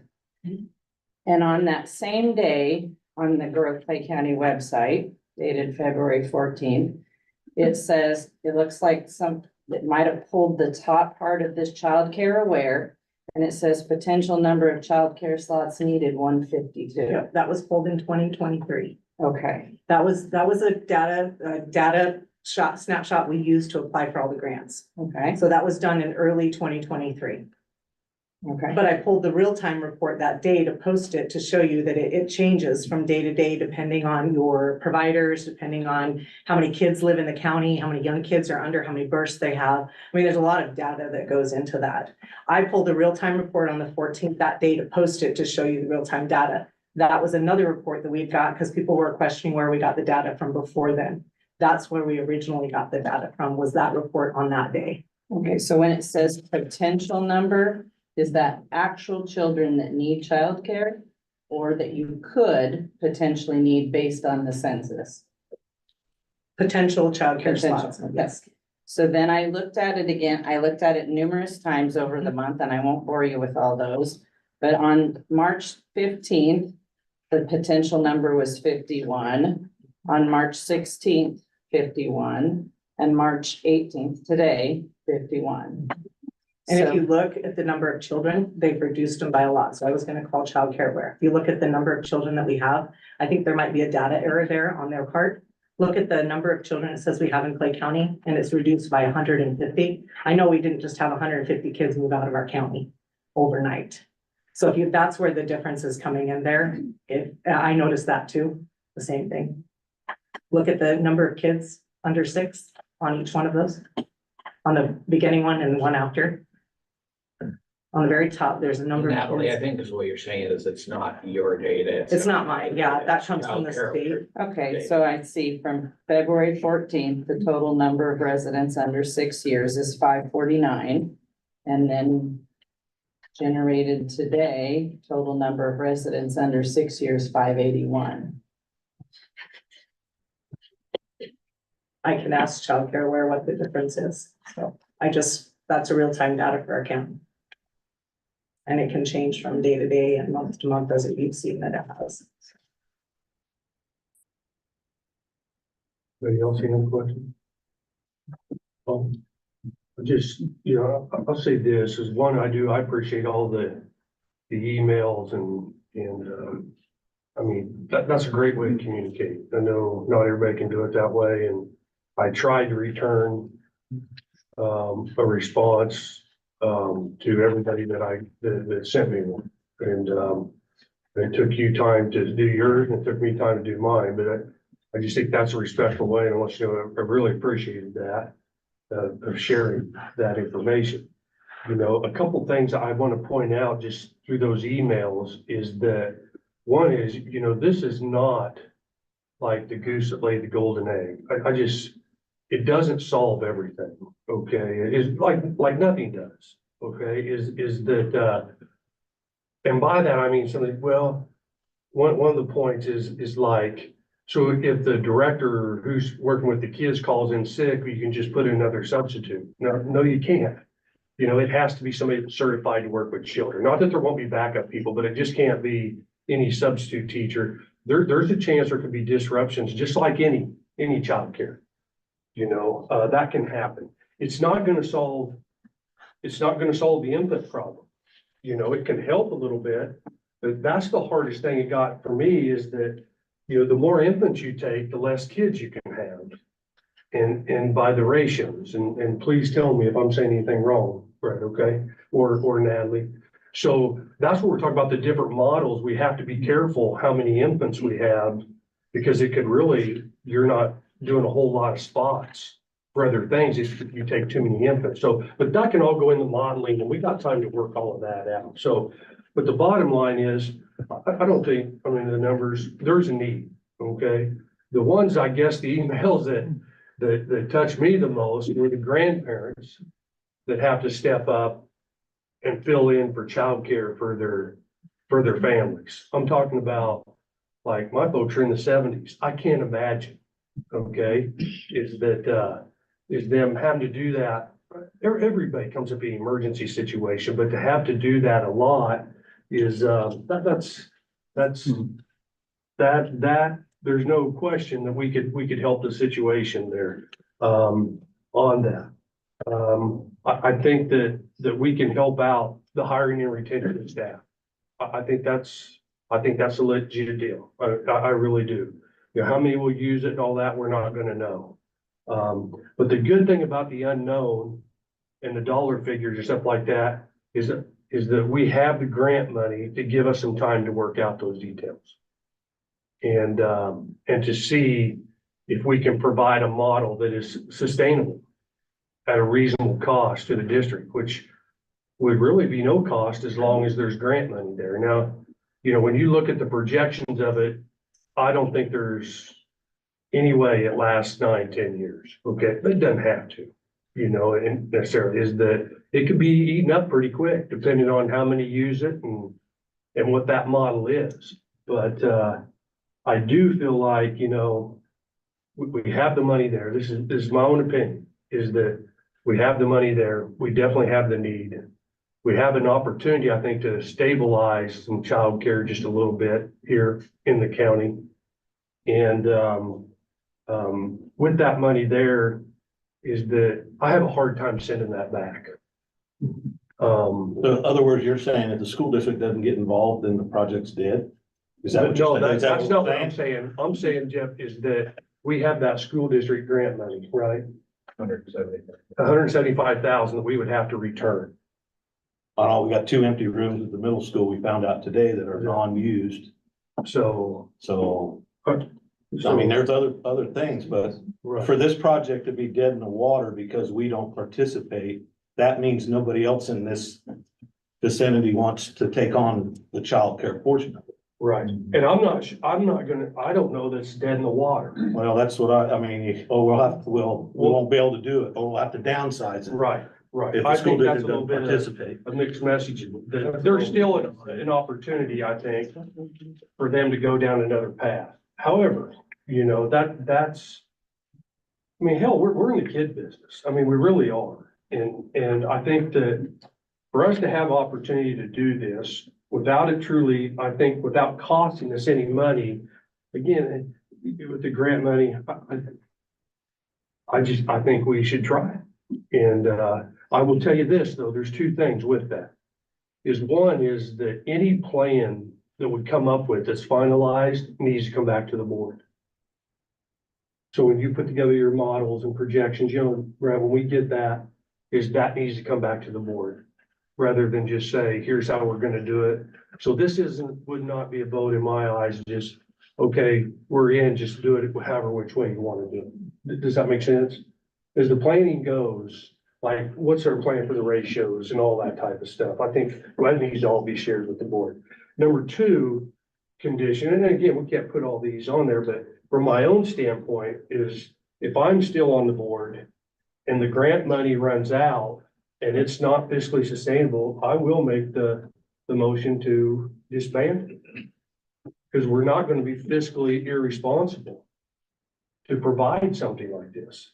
We have, from the time that we have the grant money until the end of the grant, to find a model that works or is reasonable at a cost. But I do think that, in my opinion, is all those positives outweigh the negatives. The other thing is that, I do think it's very important is that Natalie, if you're still working with or continue to is, you know, Wakefield, did we get the final numbers on Wakefield? Yeah, put on the preschool thing. We had 8 fill out, 7 had the age that was eligible for preschool. At Child Check, 2 kids attended, 1 was from Clay Center, and 1 was from like. Okay, so I think that's still a part of it. Wakefield needs to work to get that grant because it's an issue there also.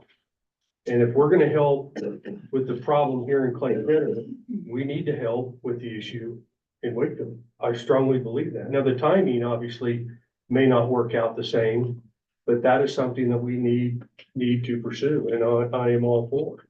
So that's my thoughts on it. And I think that with the funds that we have and with the ability to do this and try it, yeah, I think we would be wasting a great opportunity to at least make certain people's situation with kids, a better situation for them and their families in the county. So with that being said, that, Could I ask one more question? yeah, you sure can. It said the requirement of the $3.64 million grant funding was that you had childcare and access to free internet and health services and for a minimum of 5 years. Correct. But then we say that the district can do Says we this can opt out after year one. year-to-year investment. Yes. How does that work? If it's a 5-year commitment on a grant, how do we get the option of year-to-year? I think Because we that's what approve you're, year that's to only year what you're willing to do. because we're doing the finances, and so that's how we do it year to year. If we would say it doesn't work and we're getting out, then it would be up to Natalie or somebody to find another provider to go into that building. Yeah, but we're the ones signing up for the 5 years to help get the grant. So, The grant doesn't say 5 years on it. Yeah, yeah, it does, you just. Yeah, you have to maintain those services for 5 years, but it doesn't say the school district has to maintain. I mean, we have to On maintain the child, building. 48 child, we have On the to building. provide at least 40 spots of childcare over 5 years. After that, if the childcare facility does not work, we can repurpose that area to something else. Joel, do you have an opinion on it? Well, I mean, essentially, the school district would be a lessee, a tenant as to that portion of the property, and obviously the school district has some funding that a private, daycare provider wouldn't necessarily, but that's how I look at it. I think there's other organizations that are gonna be essentially tenants in this building, so that's how I look at it, and I think it's designed on basically a year by year. And it is up to the grant recipient, who is not USD 379, to essentially, fill those spaces. yeah. But if we start it, then you get the 175,000 to help offset the cost of materials and playground equipment and the tangibles, right? Of which, we're planning on spending 75,000 and 100,000 is Operation. Operation, 50,000 in construction. And we're not supposed to do any construction. but we have 100,000 towards our operation. Yeah, excuse me, I just wanted some clarification on this part right here. On November 13th, when you presented your presentation to the board, Brett, you had in here that GCC proposing 12,000 square foot facility center that would include a senior center, large multi-purpose room in the middle, training rooms, office for health providers, free community Wi-Fi, 5 cubicle co-working home work space, and provide 24 additional birth through 5 childcare opportunities in our community. Now, I'll fast forward here to December 6th of the letter of intent that was provided to Grove Clay County prior to the December 18th grant submission. Was anybody here on the board that served on the board prior to the first of the year? Did you review any of this letter of intent prior to that? I didn't, and it was supposed to be a letter of support, not a letter of intent. So the reason why I state that is the Child Care Center. This is December 6th, letter of intent from USD 379. The Child Care Center will operate under the USD 379 school district. Will be open Monday through Friday from 7:30 a.m. to 5:30 p.m. year round, offering a crucial service to parents who need flexibility and reliable child care.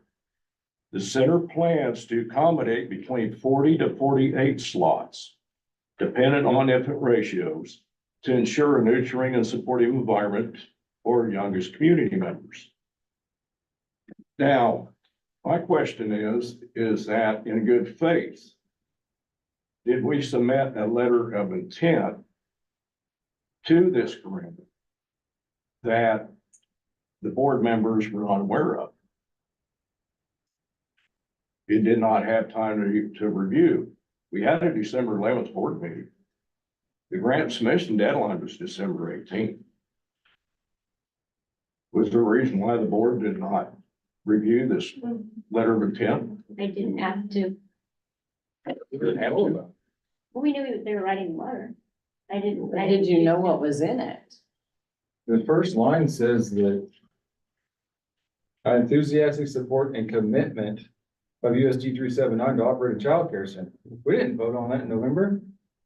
We did not make a commitment to operate it in November. You want to read it? I read it, thank you. There's a difference between a letter of Right or specific wrong. intent or a letter of At the support. board meeting, when Natalie came here, our board was here. Rockland County asked for a letter of support of the project. That was the only intent of writing a letter. The board voted to do that, to write a letter of intent. We had written a letter of intent from a previous community accelerator grant like a year or two ago. We didn't get it. Remember, it was the 4-room one.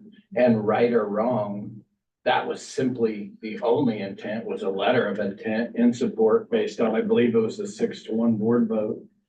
We sent it. There's legally no commitment. Joel, what's your? No, I mean, that's why we're talking about it right now, Well, essentially. what my projection is on this is that if we're going to perceive on November that we're going through with a letter of intent or letter of support, okay?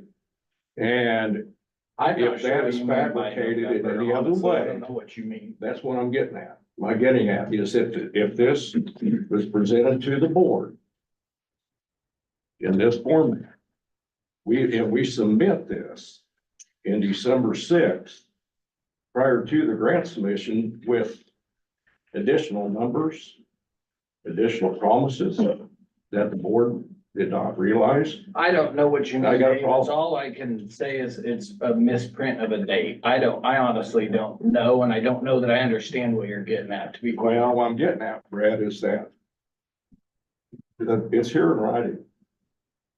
Our board policy states right here.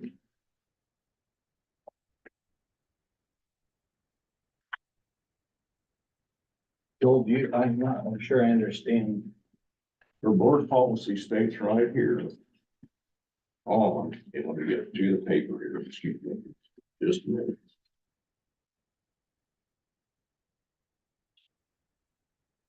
Fiscal management. DFAA grants and other outside financial resources adopted August 12th, 2013. DFA grants and others outside financial resources. The board encourages the superintendent to secure federal, state, and private grants or other alternative funding sources for use in curriculum development, staff development, instructional or activity programs, or other areas directed by the board. The board shall approve all grant applications before their submission. Are you, If this was not submitted, asking why That's not we a didn't grant review the letter in the application, though. December board meeting? exactly Okay, before the that's what he's submission. asking, because in November, we said write the letter, and then it wasn't due till the 18th. And Which I think submitted the he's- grant early because I had knee surgery on the 14th. So I think So- he's asking why we didn't review the letter as a board, On and I'll December. sign off on it before it was turned. Board meeting. I would have been happy to do that. I didn't know that was the wish of the board. Well, that was in board policy. Well, No, to clarify, I mean, that board policy that talked about grants that the district is going after. That's not what this is.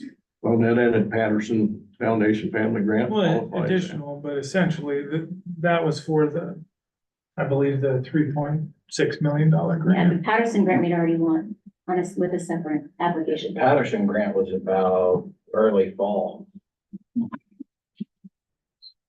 This letter was for the accelerator grant that So when I came to you, what did I come It is a asking? grant. What did I come asking for? What was the partnership that I wanted with the school district when I came to ask for a letter of support? What did I ask? What was the partnership I was asking the school district for at that time? At the school district would run the daycare. I don't think that ever was mentioned about us running the daycare. It was asking us if we would write a letter of support for the grant. And I think if you go back on the YouTube deal, you'll see where April said all they want tonight is a yes or no on a support letter. not a letter of commitment, not saying we'd run the daycare, any of that. So that's what they came that night for, was to ask for a letter of support to write the grant. So And that's all that was. the issue is the wording in the letter that was submitted. Well, there's a lot of difference between support and commitment. Yes. Yep, I got that. But, so that's the issue with the I letter. think the that's worded question the way though you is, Joel, regardless of what the letter said, does it obligate the district to anything? No, that's why we're having this discussion tonight, and I don't think there would be, And David, if the board would have asked me to bring a letter back prior to submission and review, we would have been happy to do that. There was nothing, no ill intent. There was no, I mean, I was very clear to me that the letter of intent was, that's all it was. It may say commitment, the dates, I'm not sure, but that's all it was. And I was very clear with council, with Grove Clay County, with the city, that no matter what we wrote in that letter, it did not obligate us to anything. And I believe that everyone had a very clear understanding that any further action on this was gonna have to come back to this table and be decided. And I believe that with all my heart. So I didn't have any ill intent, and I find it rather insulting that you indicate that I did, because I didn't. I was acting in the best interest of this district, what I believe the intent of the board was. I communicated with the partners involved, Grove Clay County and the city. I partnered and communicated with council to ensure and triple check that this didn't commit the district to anything physically, any kind of commitments, and I had 100% answer back to me that no, it would not. And so I guess that's what I have to say about it is I knew that that letter didn't commit us to anything. And in the end, if the board asked me to bring a letter back to them, I would have done it. Natalie would have got it done sooner, so she could have been away for knee surgery. Again, no ill intent. Very good. So that's what we're here tonight. So now we're back to make that final decision. What do we want to be involved? Could I read, I received a lot of emails, I didn't count, but I'd like to read a snippet for everybody's benefit. I have found out that some of you got emails that I didn't, because I only got one that was negative. And so just in case you didn't receive all of the emails I got, this one was one of the more powerful ones to me, just takes a couple minutes.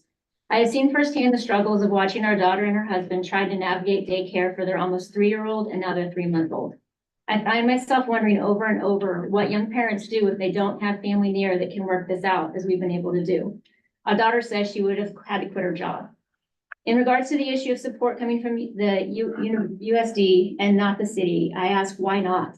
Is not the fundamental goal of the school districts do all they can in every way they can to provide for the needs of the children in our district? We provide for them educationally, but also in so many other ways. We provide food security, after-school care, mental health, counseling, mentors, etc. I could go on indefinitely. Why should we not care for the littlest ones, especially the children of present and future teachers?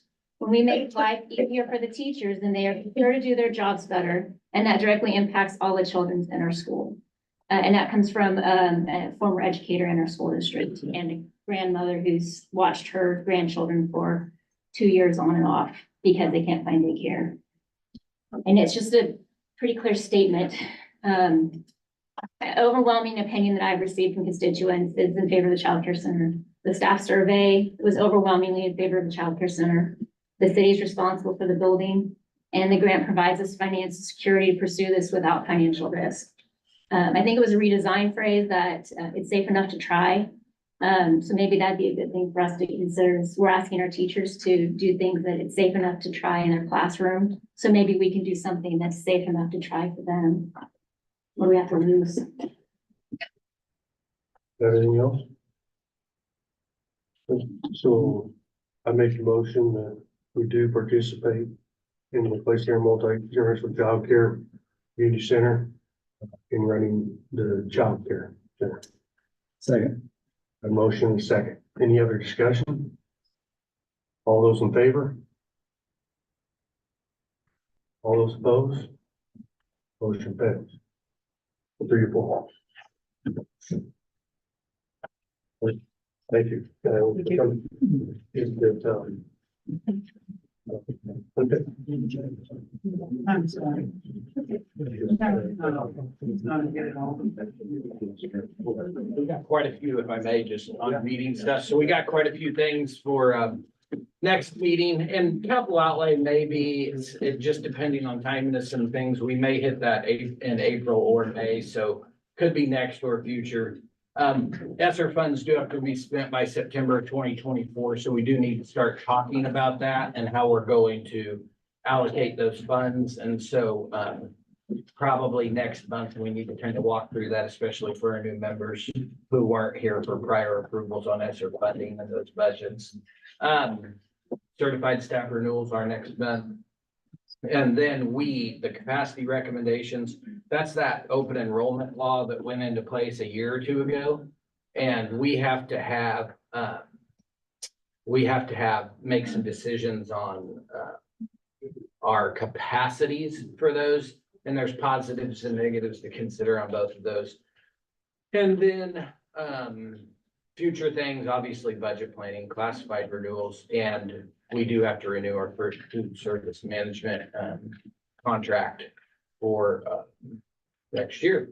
So, and then is that the end of our 5-year food service?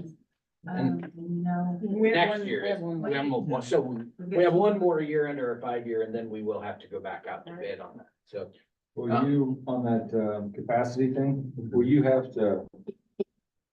I guess I was just saying at Glasgow, we know more about that before you have to make that, or, because you can't change that for a year, right? right, and so again, I can get into it a little bit, but initial thoughts are the law doesn't change our practice in regards to accepting out of district students. It's more for, in my opinion, Kansas City's, your Wichita's, where you have multiple school districts right next to each other. So I don't see the law changing the way in which we handle out of district students, honestly. And so my initial thoughts are that we would not establish any policy or capacity that would restrict us from accepting kids, and that we would set those high enough to where we didn't have any worries about doing that. Statutorily, there's some new language coming into play now that they might change it. We did add our own flavor to our out of district policy, even though it wasn't statute, and it allowed us a little bit more teeth. Locally, it could be challenged, but something that I think we should be very comfortable with. And so I don't think we're gonna do at this time anything that would restrict capacity. Is this right? Right, this is the first year, come this year, that when a student comes in here, just the funds follow the master. It's always been the case. It's always been the case, okay. By September, As long as they're. anytime. Okay. And we generally do not accept out of district actors. And so the variation we added for those who don't know is they have to be in good standing. Was what we added. Which conflicts a little bit statutorily, but I think it's worth that, you know. Are you talking about districts? Yeah. I think they've always had to be in good standing, haven't they? they have, And we can revoke their out of district attendance. Right. and that's what the new open enrollment law attempted to do is not allow you, To revoke it. Yeah. but we kept some of our previous language. in there. So, yeah, Very good. That takes care of that. Future items. General budget planning. We talked about classified staff renewals. That'll be coming up. And then, we just talked about the food service management company renewal. Good. Anything there? So with that, we'll take a little break. So 5-minute break, and we'll come back and we'll go into, executive session.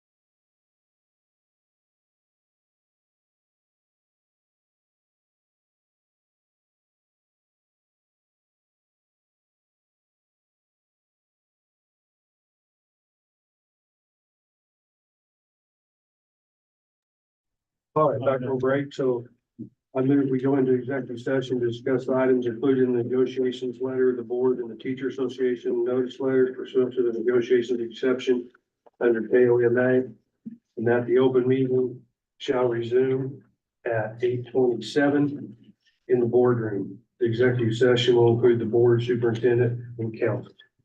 Second. Second, all those in favor? Motion passed, 7-8.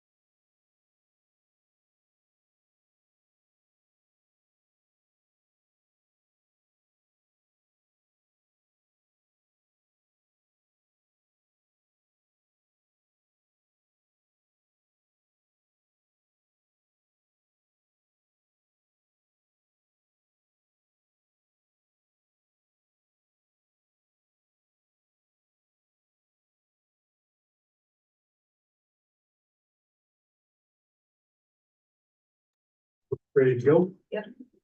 Right, back here.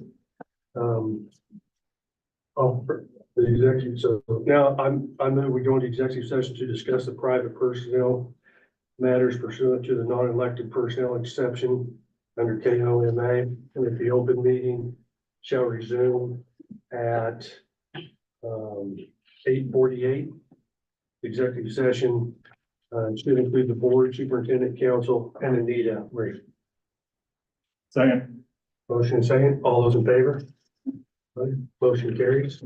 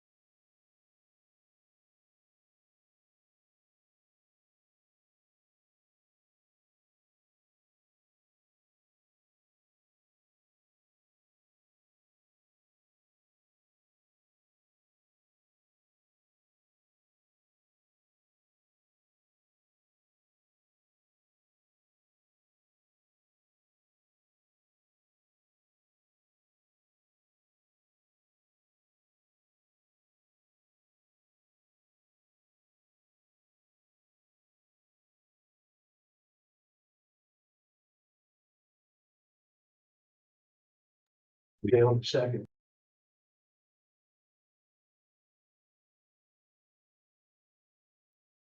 Jasmine, where did they eat my chicken?